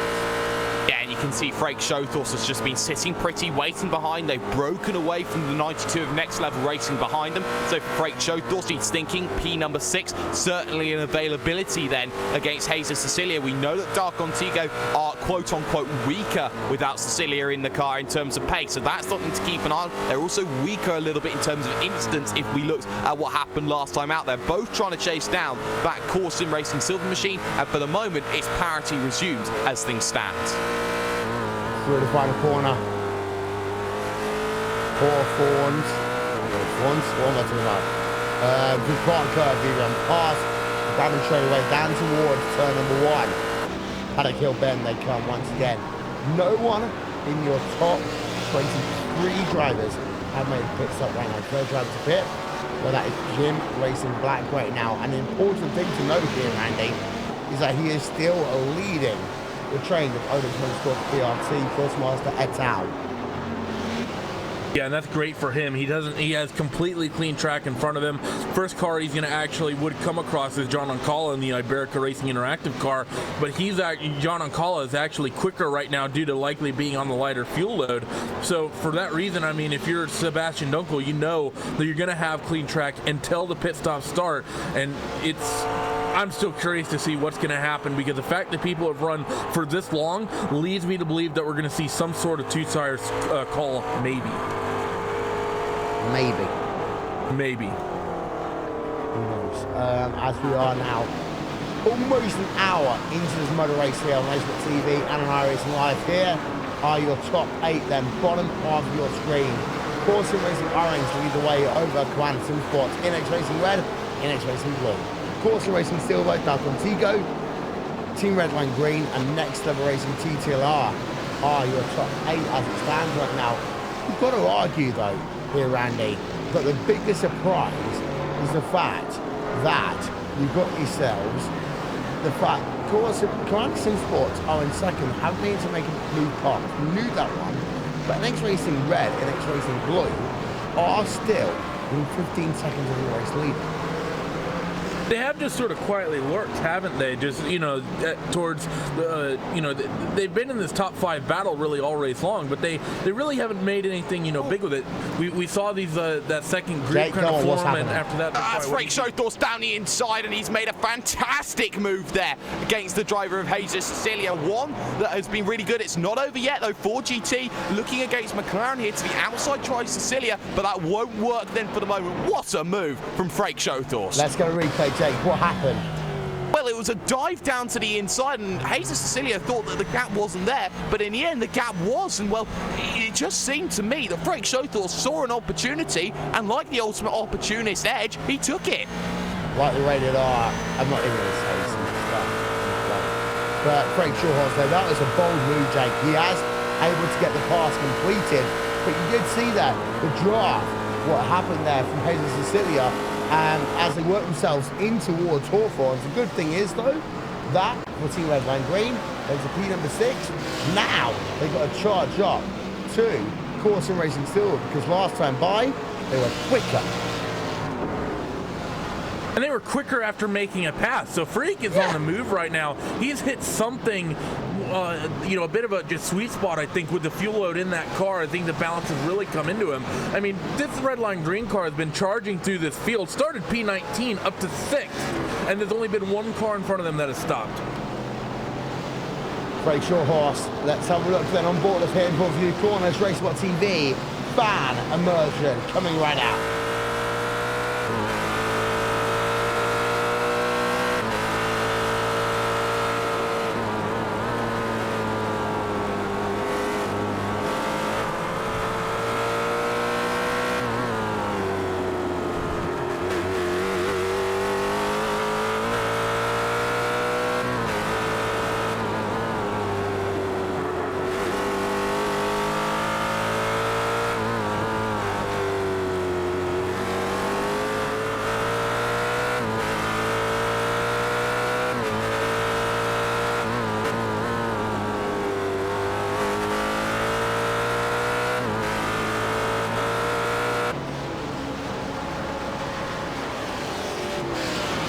Last lap, Command Sim Sports lost himself 1.2 seconds over Corson Racing Orange, and they're wide again on the exit of Rainhill Bend. Jake, something's happened at Command Sim Sports. They got incredibly stuck behind Bessie, and Bessie pulled into the pits at the end of that lap. So that is 1.2 seconds gone by Klaus Kivikas being unable to get around lap traffic around this incredibly difficult circuit.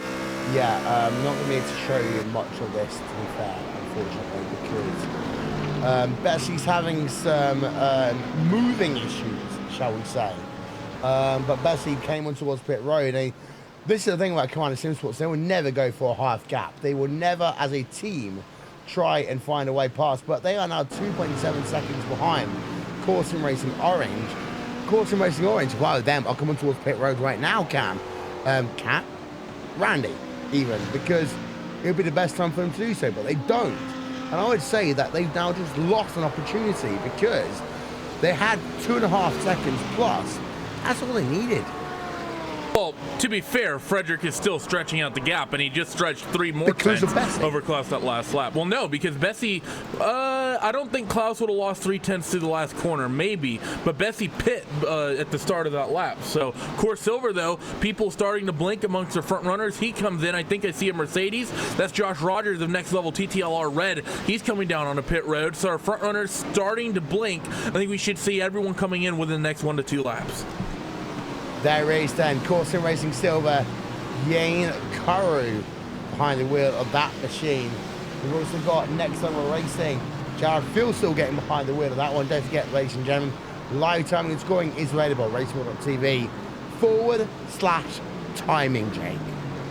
Yes, and it's great for those cars that you're trying to focus on that we can't keep our eyes on. Of course, with 48 vehicles, how are we supposed to know what everyone's doing at exactly the same time? And of course, we are talking about the fuel strategy here, about everyone coming in around about now. The question is, does Rasmussen then decide to pit in the 24 machine, and will he hand that car over once again to Isaac Price? Rounds the final corner here of the Jim Clark curve, and that's a very bold statement. He comes in. Will Kveca stay out? Yes, now's the time for Klaus to put down the laps of his life.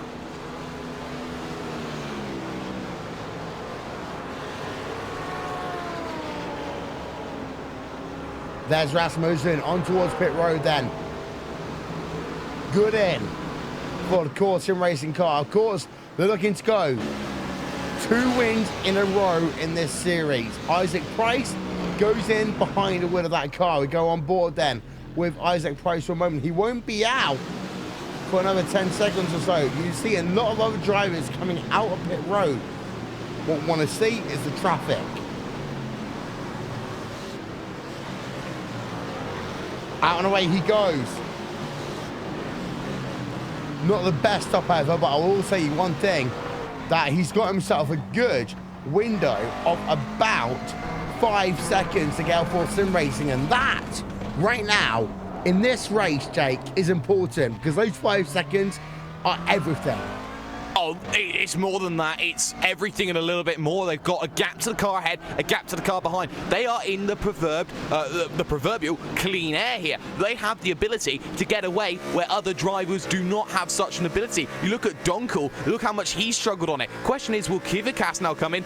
No, he won't, because that car, that BMW, has such a good ability to save its tyres. We might see the lucky 1 tyre call here, and he's now trying to put in a lap time. Let's see what lap time he has just done here, Will. The answer is it was a 23.7 that last time by. It's not amazing here in terms of his timings, but it was quicker than his last previous laps by a fair margin.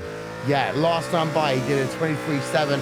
His best lap of the day, set on lap number 2, a 23.1. And well, Randy, now we've got to basically look at Coanda and see what trick they have up their sleeve. I don't think, though, they've done this the right way, honestly.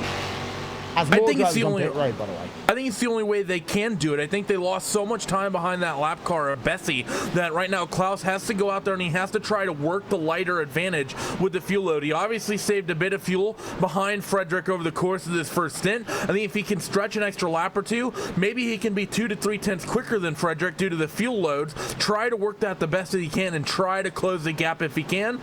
Maybe they try to work something with the tires. I'm going to think that it's going to be fuel only just due to the time. But maybe they, change a front tire, maybe they change a right rear tire or something.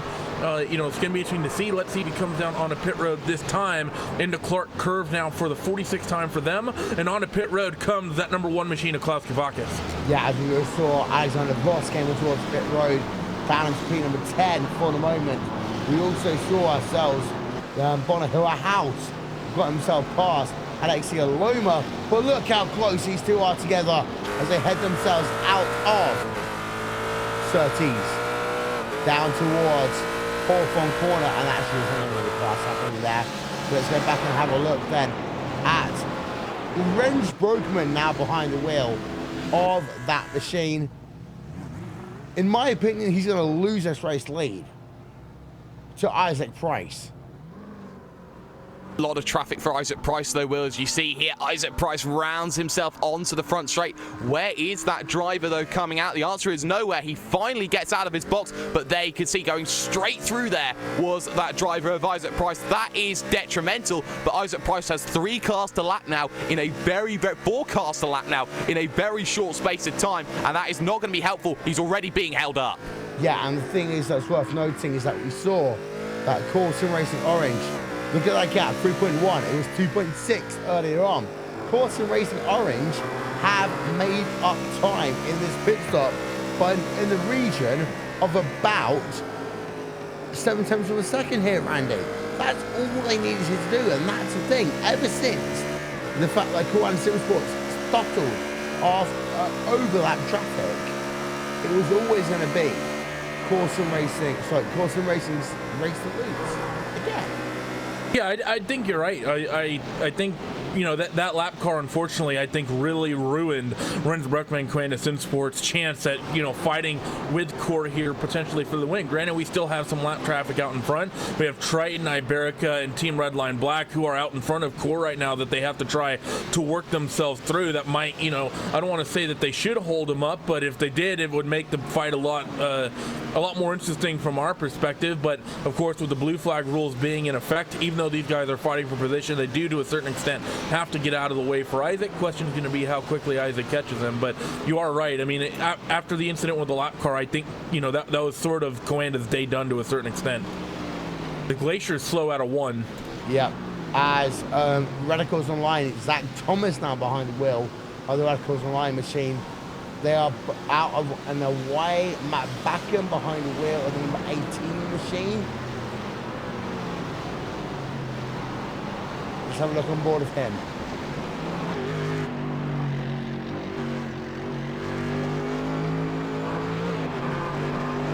He's got the iRacing Brazil team and Dark Contigo Racing team just ahead of him. But Matt Backham, look how tight this is. That's the red green car going off there. That is Bono House going off in a big way there, Jake.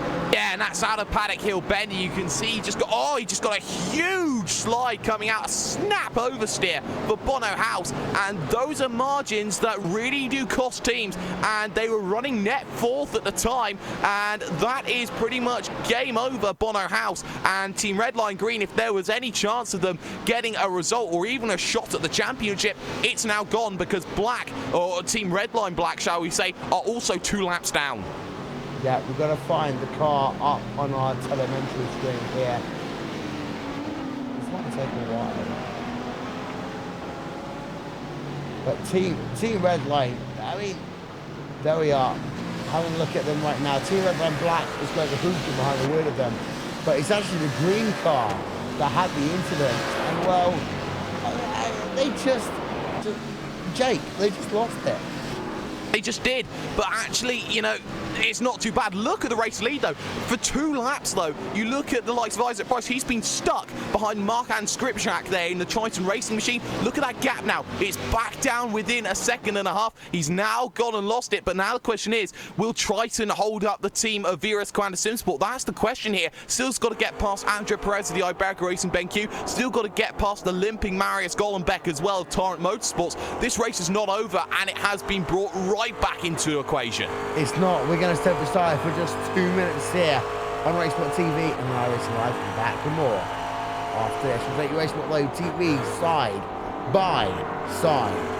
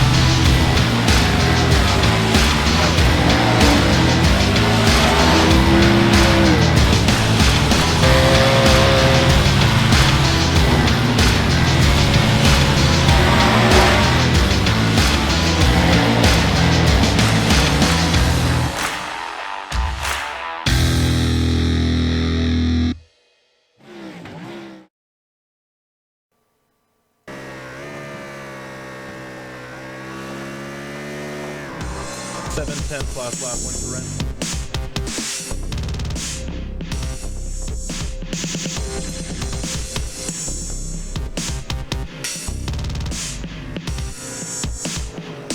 Kinda to Corson Racing Orange is 1 second right now, but that is not the biggest battle we have going on track. That one belongs to a train of drivers that all starts off back down with Dark Contigo right now, and that is repeat number 10, 11, 12, 13 et al. Jake, and it's a close battle. It's a massive battle, and we've seen a massive incident. In fact, Dark Contigo have just been given a 30-second penalty in the pits for exceeding half the incident limit, shall we say, and they were battling very heavily with the likes of Hoyks and Velcro Motorsports, who took an off at Sterling's after a bit of contact, and, you know, that has been the issue. David Alexi Jordan is a lot slower than these drivers, and he is really holding them up. The Yarno Trulli of the field, I'm saying it right now, as you can see, Jared Filsell trying to make the move down the inside, still has to wait. Yeah, Jared Filsell on the next level racing car, trying to overtake the Radicals online machine there. Couldn't do so there, Randy. And we've got 16 minutes worth of racing to go. Talking about people holding people up, fight for the lead is on. Rens Broekman has reeled in Corson Racing Orange by 1.5 seconds the last 2 laps, 24.3 last time around for Broekman. Isaac Price is 25 flat. That Coanda car is hooked up with 15 minutes left to go. And that's going to be our big focus, well, Jake, because we know that the Broekman car can't get the straight line advantage, but they get close in towards Westward Bend, the Sheen Curve, Sterling's Bend, they might find a way past, but the issue is they might be passed back down towards Graham Hill Bend.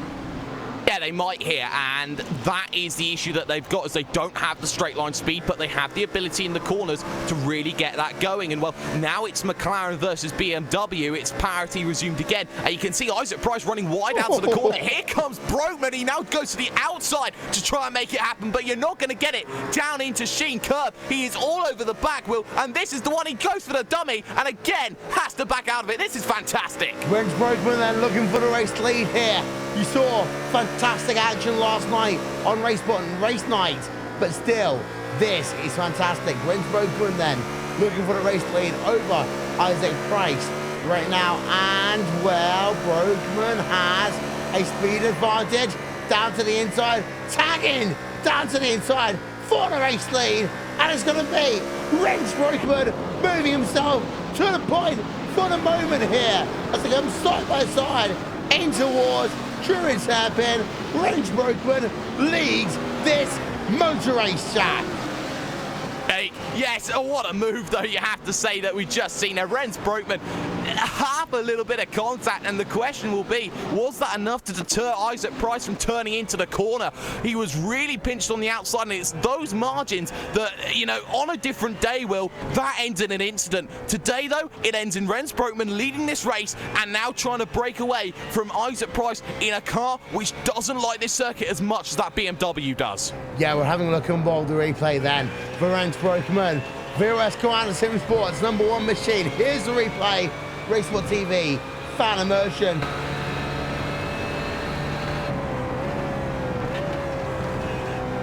First time doesn't matter.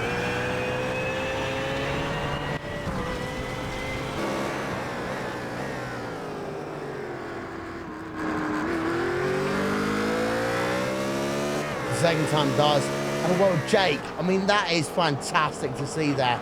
These drivers side by side here in this series. And well, Rens Broekman, we thought that he was going to have to do it through the pit stop strategy, and he didn't do that. But now, Commander Sim Sports leaders won a race over Isaac Price, Corson Racing Orange by 0.6 of a second. But we know in a straight line, McLaren is faster than the BMW. Yes, and the only issue that Isaac Price has is he doesn't have enough straights to make that really work in his favour. There is a lot of lap traffic ahead here, the likes of Gregor Houtu, Maximilian Venig, Jonathan Bro and Gianluca Bellardinelli here. 2 Vortex cars, 1 Pure car and 1 Redline car as well. So That's the big issue that's going to be there for Rens Broekman. He's made the move, but it could easily just backfire on him with these 4 cars ahead of them who now need to comply with Rens Broekman for him to run away. And, you know, this is the issue right now here. Isaac Price just needs to hold on, and he can't hold on much more. I'm going to cut in here. Rens has an advantage that we missed. Coanda has done it again. They took tires at the stop. What? They took tires. They took front tires. That's why Rens is so quick. So I just went back on the replay and confirmed it. Yeah, they took an extra couple seconds in the pit lane. They got their fuel. Rens has, I would wager, at the very least, front tires. We know last season when they didn't take rubber, they tended to take the front outside tires, so whatever the direction of the track was, I think it likely would have been a front left tire here that they took. That's why Rens has the advantage in terms of speed. He's going to be able to stretch a gap before he gets to these lappers. He should be able to get through them easier as well because of it. So what you're telling me, Randy, is essentially is that Coanda Simsports are on the opposite of what we did 1 year ago. Yeah, it really is. I mean, it is sort of funny, isn't it? We had last season where everyone was just taking tires no matter what, and Coanda pioneered taking no tires, and then we come to a short race, no one's taking tires, so Coanda does. 10 out of 10. I'm having a look at their pit stop though. Is that they did the same pit, they were 2 seconds longer on their pit stop, but you take tires and fuel differently there. So you're saying that Coanda didn't take tires? No, they did take tires, and they also took fuel? Well, you have to take fuel. There's no way you can do the hour-and-a-half race without taking fuel. This is the strategy I was talking about, is that you have 30 seconds to spend in the pit lane. If you fill the car up, you're going to only need about 10 to 15 seconds worth of gas, and then you're going to have essentially an extra 15 or so second window to take tires. If you start the car light, you can then start light and then just save that 30 seconds to just take fuel, but the car over the run, over the entire race distance, will be overall lighter on average. But okay, 30.7 pit stops, therefore he took tires as well. No, because, let's spin her out in front. Oh, how have they kept it there? That's Venig in the gravel there at Paddock Hill Bend, Will, and that could have so easily have been end of race for your leaders. Yeah, and that was a huge moment there. Replay coming up. Jake, what just happened? Well, they were side by side ahead. That was the car of Jonathan Brolt versus Maximilian Venig. So Vortex versus Pure, side by side going in. And well, the brunt of that one, it was one car going out, one car going in. And in the end, it would be the car on the outside who would take the big hit. Very fortunate that he used the track to fall into the gravel rather than spin back onto circuit. And this is the thing we've been talking about all this time there for drivers who have been battling for the race lead. They are worried about drivers who may well come up with incidents. Here's a look then. Apart from my aerial coverage brought to you by And One Design. 1, 2, 3, kablam! We are so lucky that that car went to the outside line, Jake. Certainly are here, because that would have pretty much written off what was a fantastic battle. Now you see Rens Broekman here go down the inside of Jonathan Brolt here, get the lap traffic out of the way. Next up will be Gianluca Bellardinelli here, who is running quite similar lap time, should be said. Jonathan Brolt, though, not running away here from Rens Broekman, just staying on the rear, and that's going to be a little bit worrying here for Rens, because the moment that you got lap traffic staying there behind you, that is just going to be a little bit of an extra worry in the mirrors. The gap remains 10th of a second, but one car in between. But Jake, at the same time, we just saw a lot of dust there on the running towards turn number 2 on the racing line down towards Druid's hairpin. And that means these cars are going to have a longer stopping distance, and I think that now it's harder to pass into Druid than it was at the start of this motor race. It certainly is, Will, and the issue is there is now about under 10 minutes left to go in this event. For Isaac Price, it's a case about hanging on. I think Core Sim Racing will take second place here today. I don't think they were expecting to get this race victory. Granted, they got pole position by 0.2 of a second. The issue that they have, though, is they're in the wrong car for this circuit. It doesn't suit them. So what they need to do is just, hold on to everything right now in terms of the racing. Also, look out for this battle for the top 5, because Alexander Voss is charging, Will, against Yannick Kiru. Yeah, and that's battle going on for P number 4 and Alexander Voss. We know, Randy, how good a driver Voss can be when he puts his head to a gap right now. Well, that's 3 tenths of a second. Indeed it is, and let's see what's he going to be able to do up through this section of the racetrack. This is where this Mercedes should be quick, and he's all over the back of Jan Kuru and that Core Sim Racing silver car. They come now up and down Sterling's Bend and down this second straightaway on the run into Clearways and Clark Curve.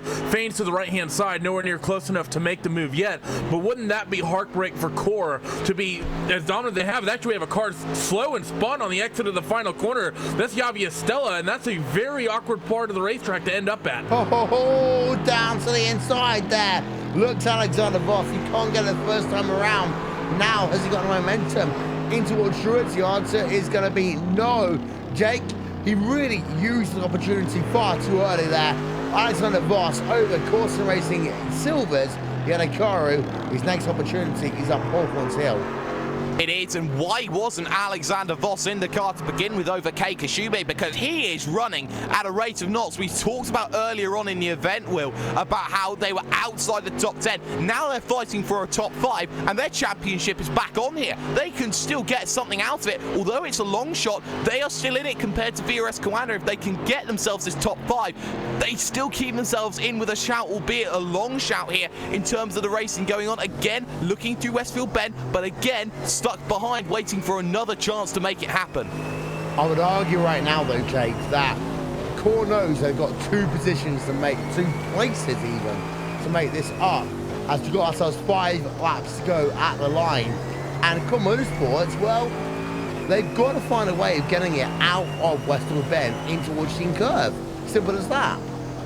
Yes, and the issue that they have is they are very similar cars in aspect. Both of them have a very good top speed. You look at the high gear ratio that the Mercedes McLaren has, and actually down to the inside, he tries again here on the driver of what is going to be Yannick Kiudu, and again he can't get it doing. Now looking towards Druids, can he send one down the inside? You bet he can, and you know what? There's a move for the ages, up into the top 5. Doesn't need to wait any longer, Will, because that move is done. Yes, but we've got to remember that maybe out of 30s, we might see ourselves again. Core Sim Racing Silver coming back. But, well, Randy, that was a fantastic pass there. That is one that deserves a replay here, because that was fantastic there. Just waiting for the right moment. Alexander Voss, we know him, one of the best overall drivers in iRacing history. He timed that one perfectly. Yeah, that was well done by Alexander. Indeed, an aggressive move, but, well, you're coming to the tail end of the race. You are quick, and you want to get yourself up amongst the top 5. You got to make aggressive moves, especially here at Brands Hatch. Took a little peek into 1, got that Core Sim Racing silver car to make a mistake on the exit, managed to slip up the inside on Druids. That's really textbook racing here at Brands Hatch in GT3. Yeah, and actually, Alexander Voss did catch the curb through Graham Hill Bend, but what he did down in Druids, well, that got him the position there, Jake. Yeah, it did. And, well, you know, you can try and get the run in through turn number 1, but turn 2 is where it all happens for you, because that's the heavy braking zone. You can try and carry the momentum through turn number 1, not make it happen, but turn 2 is where the moves generally, if they're not complete, become complete, and Alexander Voss used that to his advantage to get himself into the top 5. Piranha Sim Sports have, after we've been talking about this battle going on, P4, P5, Randy being able to pull out a 2.6 second advantage over Core Sim Racing Orange, and that is partially because of traffic management. Yeah, I mean, we talked about the horsepower of the McLaren, but I really didn't think the tire advantage was going to be this big for Coanda, and it's just absolutely huge, because the thing is that no one else out here on the racetrack, I think, took tires. Everyone else took fuel only, so even if you're trying to get around a McLaren, like they're going to be here in a minute with David Alexis Jordan and the Dark Antigua Racing Team, even if that McLaren is quicker down this front straightaway, Renz Broekman is going to be able to get a good run, sit in the draft. He's probably going to close immensely through turn 1, and I wouldn't be surprised if we see Renz go up the inside on the run down into Druids. I think that's how he's going to have to time it. He closes on the exit. Let's see, does he go to the inside? Is he close enough? And yes, he is, and actually this is a bit of a helter-skelter from last season, if you keep in mind that Dark Antigua and Coanda getting that incident at Druids last season. Well, Renz is able to get through cleanly this time around. Does that play in the mind of a team when they know they were involved in an incident earlier on in the season 1 year ago? For Dark Antigua, did they just let them go past because they didn't want the incident there, Randy? It could, but at the same time, you know, blue flags are in effect, and really, if you look at David Alexis Jordan, he's not really around anyone fighting. You have Gianluca Belderini in the Vortex Sim Racing red card is a few seconds behind, but honestly, David can let the leaders go by, and really, it doesn't cost him anything at all. Maximilian Weneg is a couple laps down from David Jordan, so it's sort of, you know, go ahead, I'm not going to lose anything anyways. We barely talked about your Koala team. Let's ride on board of them for a few moments here on Racesport TV with fan immersion coming up.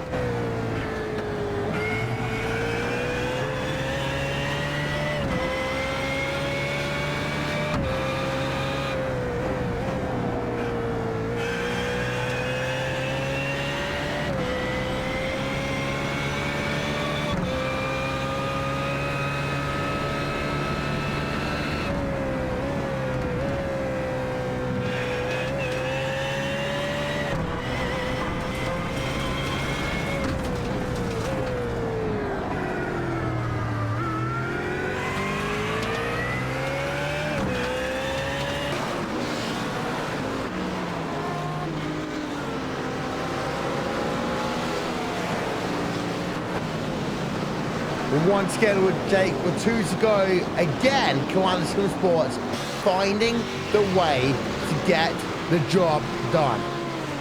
They are here. They're being the pioneers of strategy, and you know, when you look at the top level and how to play the game, you know, someone's got to do something outside of the box to really set a precedent and a tone. You do not develop in anything at all if you do not try something a little bit outlandish, and that's what Coanda did, and once again they have proved that their strategy is better than everyone else, and it's not just them right now in terms of their position. The 18 as well is now potentially looking at 6th position with maybe a little bit of evil eye with 2 laps to go here, but that number 1 machine, as it looks to start the final lap around this circuit wheel, has been absolutely untouchable in this final stint. Yeah, Randy, very quickly then, in terms of that number 1 machine, they did what they needed to do for the pit stop, but it came down again to tyre strategy. I love this by Coanda. I think Coanda has everyone in a situation now where if they're fighting with them for position, it's not only just a matter of speed, a matter of can I outpace Coanda, can I outpace Marcus, Renz, can I outpace everyone on that team? When you race against Coanda Sim Sport, it's a mind game as much as anything. Are they going to do something crazy? Are they going to take tires when no one else does? Are they going to skip tires when everyone else takes them? You really have to be thinking 2-3 moves ahead of Coanda Sim Sport, and by the looks of things, no one's really managed to do that yet. Well, here comes Koala Sim Sports then, number 1 machine. They were in 2nd place for the majority of this event. We can go on board with them. Let's bring them to the flag here on Racesport TV. Koala Sim Sports about to win round number 2 of the Blancpain GT Series.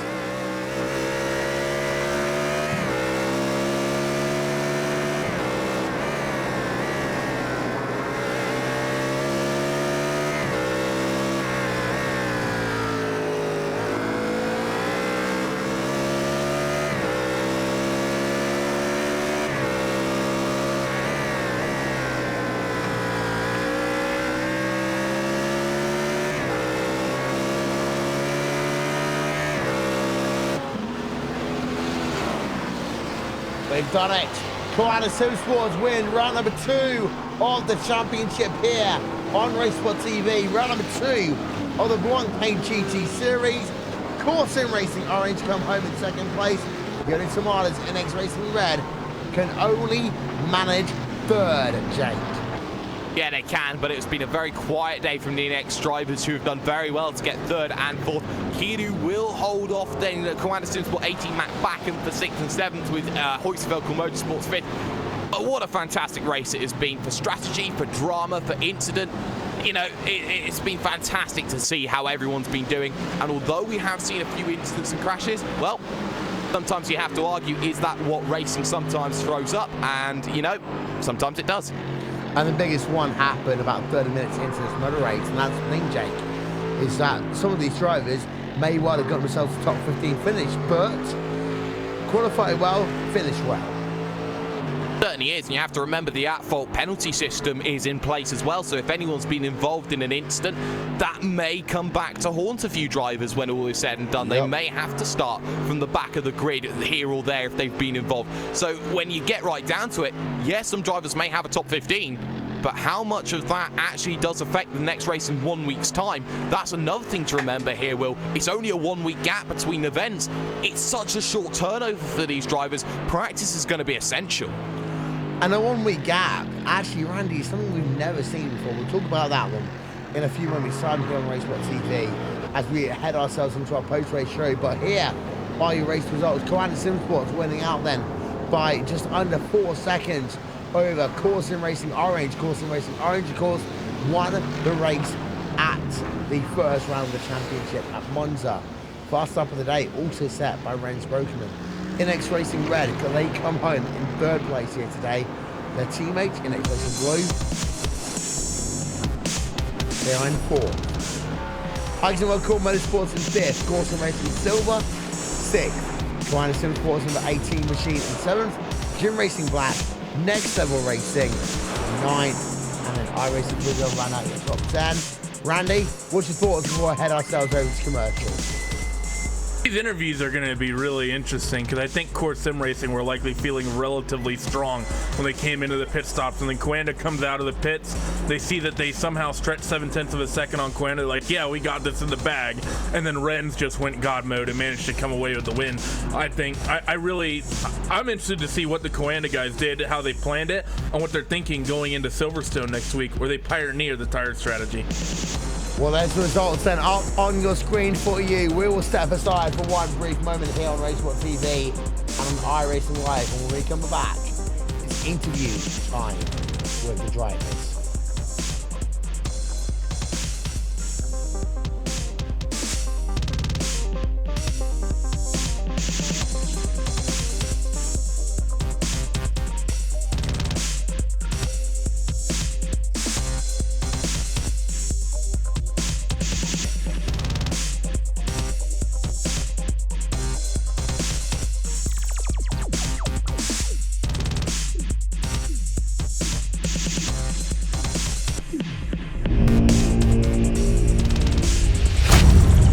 Get ready, going green. Green, green, green!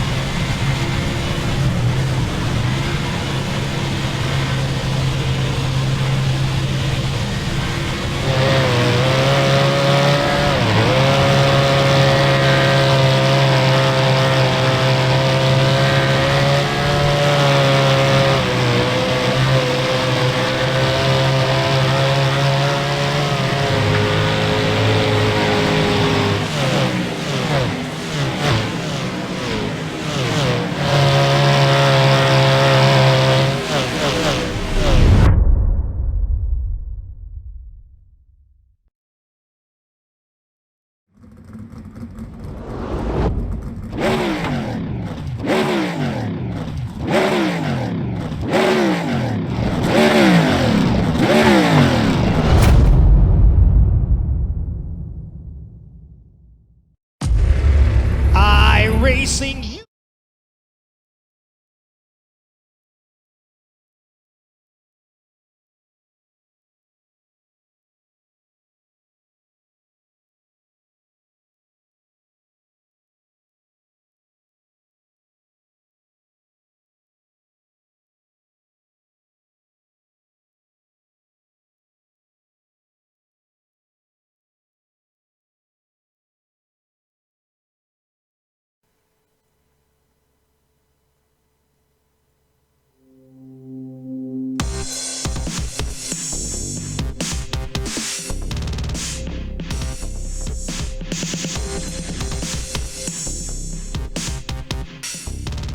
Congratulations to Command Sim Sports for winning here in round number 2 of the Blancpain GT Series. They are all here, and they are stood by with Jake Sperry. Yes, they are, and well, fantastic victory from Viresco and Sim Sports. Klaus, I'll come to you first because you had the first stint. You know, an hour and a half is a very difficult race in terms of the way you look at it, the way you approach it. Going to the hour, then doing a half an hour stint to the end for you. You had yourself Frederick Rasmussen, maybe to some surprisingly at the front of the field, but still had to deal with that in the early stages. How was it trying to deal with the likes of those drivers like Frederick Rasmussen, getting yourself and staying within that 1 second buffer? Well, I mean, I had to push like hell there to just keep up with him. I was lucky enough to get P2 at the start. Yeah, then I just tried to follow Frede. I didn't really notice much of an effect driving behind him. I mean, I was getting a bit of a slipstream and a little bit of dirty air, but it wasn't affecting me too much. And I felt we were just pretty much on the same pace most of the time. Then, of course, towards the end of the stint, there was that guy with the internet issue. He was just bouncing all over the track, and I think lost a couple of seconds there. I think when someone has issues like that, they should perhaps pull into the pits or do something. I think it was a bit irresponsible to just stay out there like that, because you just couldn't know where they were going to go because the guy had like 2 seconds of ping. And well, now you find yourself in a situation where you had to pull that gap down when you got down to pit road. You came in second. Was that down to the fact that the BMW is easier on its tyres maybe than, say, the McLaren is?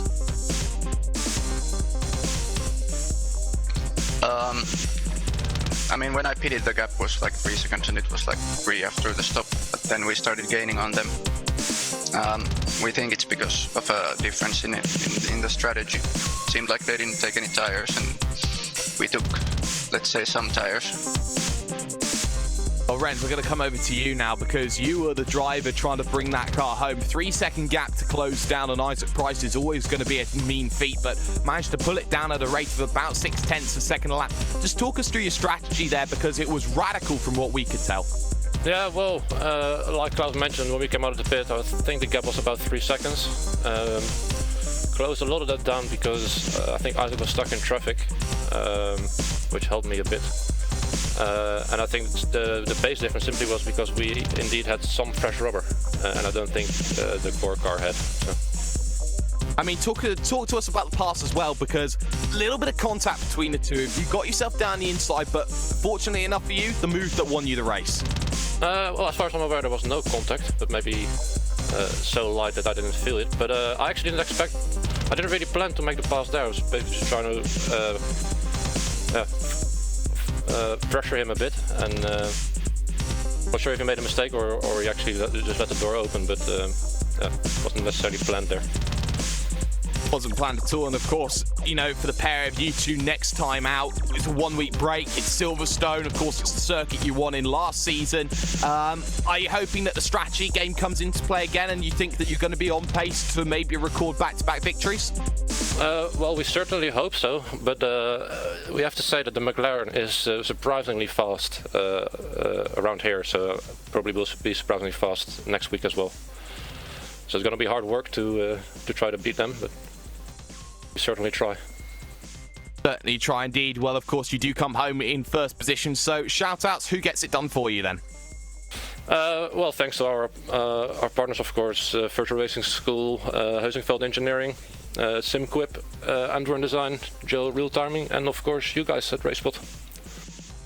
Renz Broekman and Klaus Kvekas then coming home in the number 1 BRS Commander SimSport machine there, Will. A fantastic victory for them. Who are you stood by with?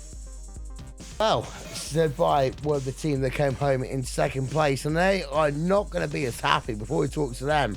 We've got to really think about this one here, Randy, because the team of Corsin Racing, they thought, I think, coming up pit road, they were going to get the race victory. Didn't turn out that way for them. I wouldn't be surprised at that at all. In fact, it was sort of, it is a little bit cruel, isn't it? You know, to see what's maybe happened to those core guys. The fact that they had such a big lead, and you know, it'll be interesting to see what Isaac has to say when he saw that Renz was closing the way he was. And Isaac is here right now. Isaac, P number 2 here, second round of the championship. Are you happy with that? Yeah, I mean, I think if we'd have been offered second place before the race, we'd have definitely have taken it. I mean, we thought this was going to be our hardest race of the season, and yeah, so to get second place ahead of so many of the championship rivals is an incredible result for us, really. Obviously, when you're leading the race for the first hour, then you want to win the race, but I think that they were always in a little bit stronger position than us, and we were kind of in one of those situations where whatever we did, we were going to lose out, so it's how it is. It's always a tough thing as well in this type of motor race to try and find a way, so to say, to keep that race lead after that first round of pit stops. But did you think that Coanda were going to be that strong afterwards? I mean, to be honest, I was expecting Coanda to be, you know, quite a bit ahead of us in this race, but I think that Freddo did an incredible job in qualifying and was able to kind of control the race, so that was how it worked for us. I mean, to be honest, I kind of expected that we were going to lose the lead in that second stint, because, you know, I knew how good a job Freddo was doing in the first stint to keep the lead, and we were in a situation where the BMW has a little bit of an advantage on the fuel. So if we took tyres and they didn't take tyres, I think they took tyres anyway, it's hard to really tell. But yeah, if we didn't take tyres, which we didn't, then we were always going to get pretty vulnerable and at the end of the race, and if we'd have taken tyres, we'd have lost the lead. So we were kind of, whichever way we did it, we were going to lose out. Like a no-win situation, so to say. But 1 week is when we're going to head ourselves to the next round of the championship at Silverstone. Silverstone's a very different racetrack to what we've been talking about here today at Brands Hatch. Is that one that you think that you could get yourself a good victory at again? Well, I mean, I think after we've managed to finish second here, I think, you know, every race you want to try and win. So for sure, we're going to try and win, but I don't think that's our expectation. I think, to be honest, if we got a top 5 at Silverstone, that would be an amazing result, because it's so dependent on which car you have for which track, and we're in a really strong position in the championship right now. So if we can just keep getting the consistent points finishes, then we're in control. So we're not going to take any silly risks trying to go for the win at the next race. Well, thank you very much, Isaac Price. And I believe that you've got a teammate with you right now as well. Nope. Anyone? No? Nope. No? Okay. No teammates. So we're going to move it on there. Isaac Price coming home second place in the course and racing car. Randy, who's next? Well, it's going to be Yoni Tormala from MX Red.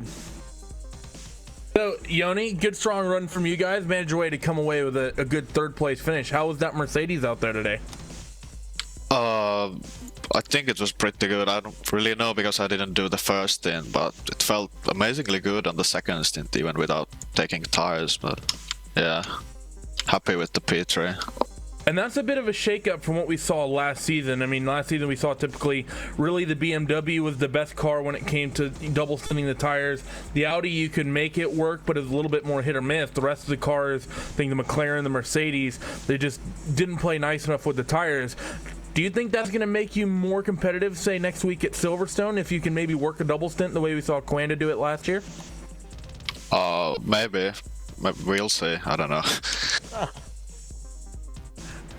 Is this the most bored post-race interview of a podium in a WCGPS ever, Will? Not quite. Not quite? Well, regardless, Yoni, you have a couple of handful of races left. You have Zolder, 90-minute race, 6 hours at Spa, the Nürburgring, and of course Silverstone next week. Which of those are you looking forward to the most? So I think Spa, because we won that last year, and it's always a great track to drive in, so I'm looking forward to that. Thanks for joining us, Yoni. Congratulations on pulling out the podium today here at Brands Hatch. Anyone you'd like to thank? Anyone you'd like to shout out? Obviously, thanks to Jack, because he did an amazing job in the first stint, and of course, thanks to our team. We did a great job this week. Well, Will, back to you. Well, so ironically, back to Jake. Jake, what's happening over down in P4? Yeah, we've got Alexia Loma here with us. Alexia, of course, brand new to the team over the winter, joining in for this spring effort and, well, doing a fantastic job of getting the car home to 4th position. You know, Justin Brunner in the opening stint for you guys as well. Just how difficult was the opening stage? Of course, you had Jim behind you causing you issues, and we saw that one overtake happen where your car lost 2 positions in the space of 1 lap. Yeah, we started pretty good, like the pace was really good, but then I think tires went off a bit. And Justin lost 2 positions, but still did better job than anyone else could in our team. And yeah, so pretty good position for the second stint. Certainly was, and well, you got yourself there into the second stint, and well, you worked out that Jim were nowhere after their early decision. So between yourself and Joni, it seemed that you two were together, and there was going to be no messing between the 2 teammates. Yeah, I wasn't letting them by, but then some random guy was in front of me, and that was our lapping, and I was lapping, and he just slowed down in the exit when I was right behind him. I don't know, probably not the sharpest tool in the toolbox or something, but yeah. Yeah, it's one of those days, shall you say, but, you know, you still come home with 4th position. It's vital points going into next week with Silverstone coming up. And for you, you know, Inex have been always there and thereabouts, especially with the blue team this season. Do you feel that you can translate that form and continue it on at Silverstone in a circuit that maybe suits your car a little bit more? Yeah, we did some pre-season testing, and yeah, McLaren was quite strong there, though. Tire wear is a bit the problem with 3-hour race, so it's going to be tough. I'm not going to try myself because I'll be away, but I'm pretty sure that guys can get another good result for us. Certainly will then. Whilst Alexia is away, the Inex boys also in that team can also come along and play. Well, 4th place today for Alexia Lomas. Thank you for joining us. Indeed so, and that is, I believe, Randy, everyone we've got here today. Yeah, that's everyone we've got. Top 4. That was a fun race, I think. I'm really looking forward to next week. It wasn't a bad race at all, Randy. No, it wasn't. It was... The thing that I'm finding really interesting this season, Will, compared to last season, is that the McLaren looks really, really good in qual trim, and if you know the qualifying results were very much McLaren shifted. However, you look at the post-race results, the BMW won. In the top 5, you only had 2 McLarens. In the top 10, I think there was only about 5, whereas in qualifying they really dominated. I think the BOP really interesting with the McLaren being viable, but maybe not necessarily the best, especially once you get later on in the stints. Yeah, and Jake, qualifying thoughts out today. We've seen here today that kinda want to get themselves the championship for 2 years in a row. They do. They want to try and lock out this championship and make sure that it's only their name at the top. And, well, who can blame them, really? Because the work that they're doing has been fantastic. Granted, it wasn't the best result at Monza for that car, for that BMW. But they still had a car inside the top 5 doing a good job. Now, that car that finished inside the top 5 was being piloted by David Williams and Philip Stam. That car still finished inside the top 15. That car is still in the championship fight and still has a great opportunity through the next few rounds. Coanda's 3 cars are all up there and all have a great potential of winning the title. And I'm pretty sure they don't care which car it is as long as Coanda are taking home the gold. Indeed so. So it's Coanda leading the way in the iRacing World Championship Grand Prix Series. It's Coanda that won out here today, but there's still so much more that we need to talk about here over the Blancpain GT Series, so don't forget, 1 week time here on Racesport TV and on iRacing Live, it will be the 3rd round of the championship. Join myself, join Jake, join myself alongside Randy and Paul as well, as we'll break down the 3rd round of the championship. But for the time being, that's all we've got time for. We'll see you all next time. Goodbye.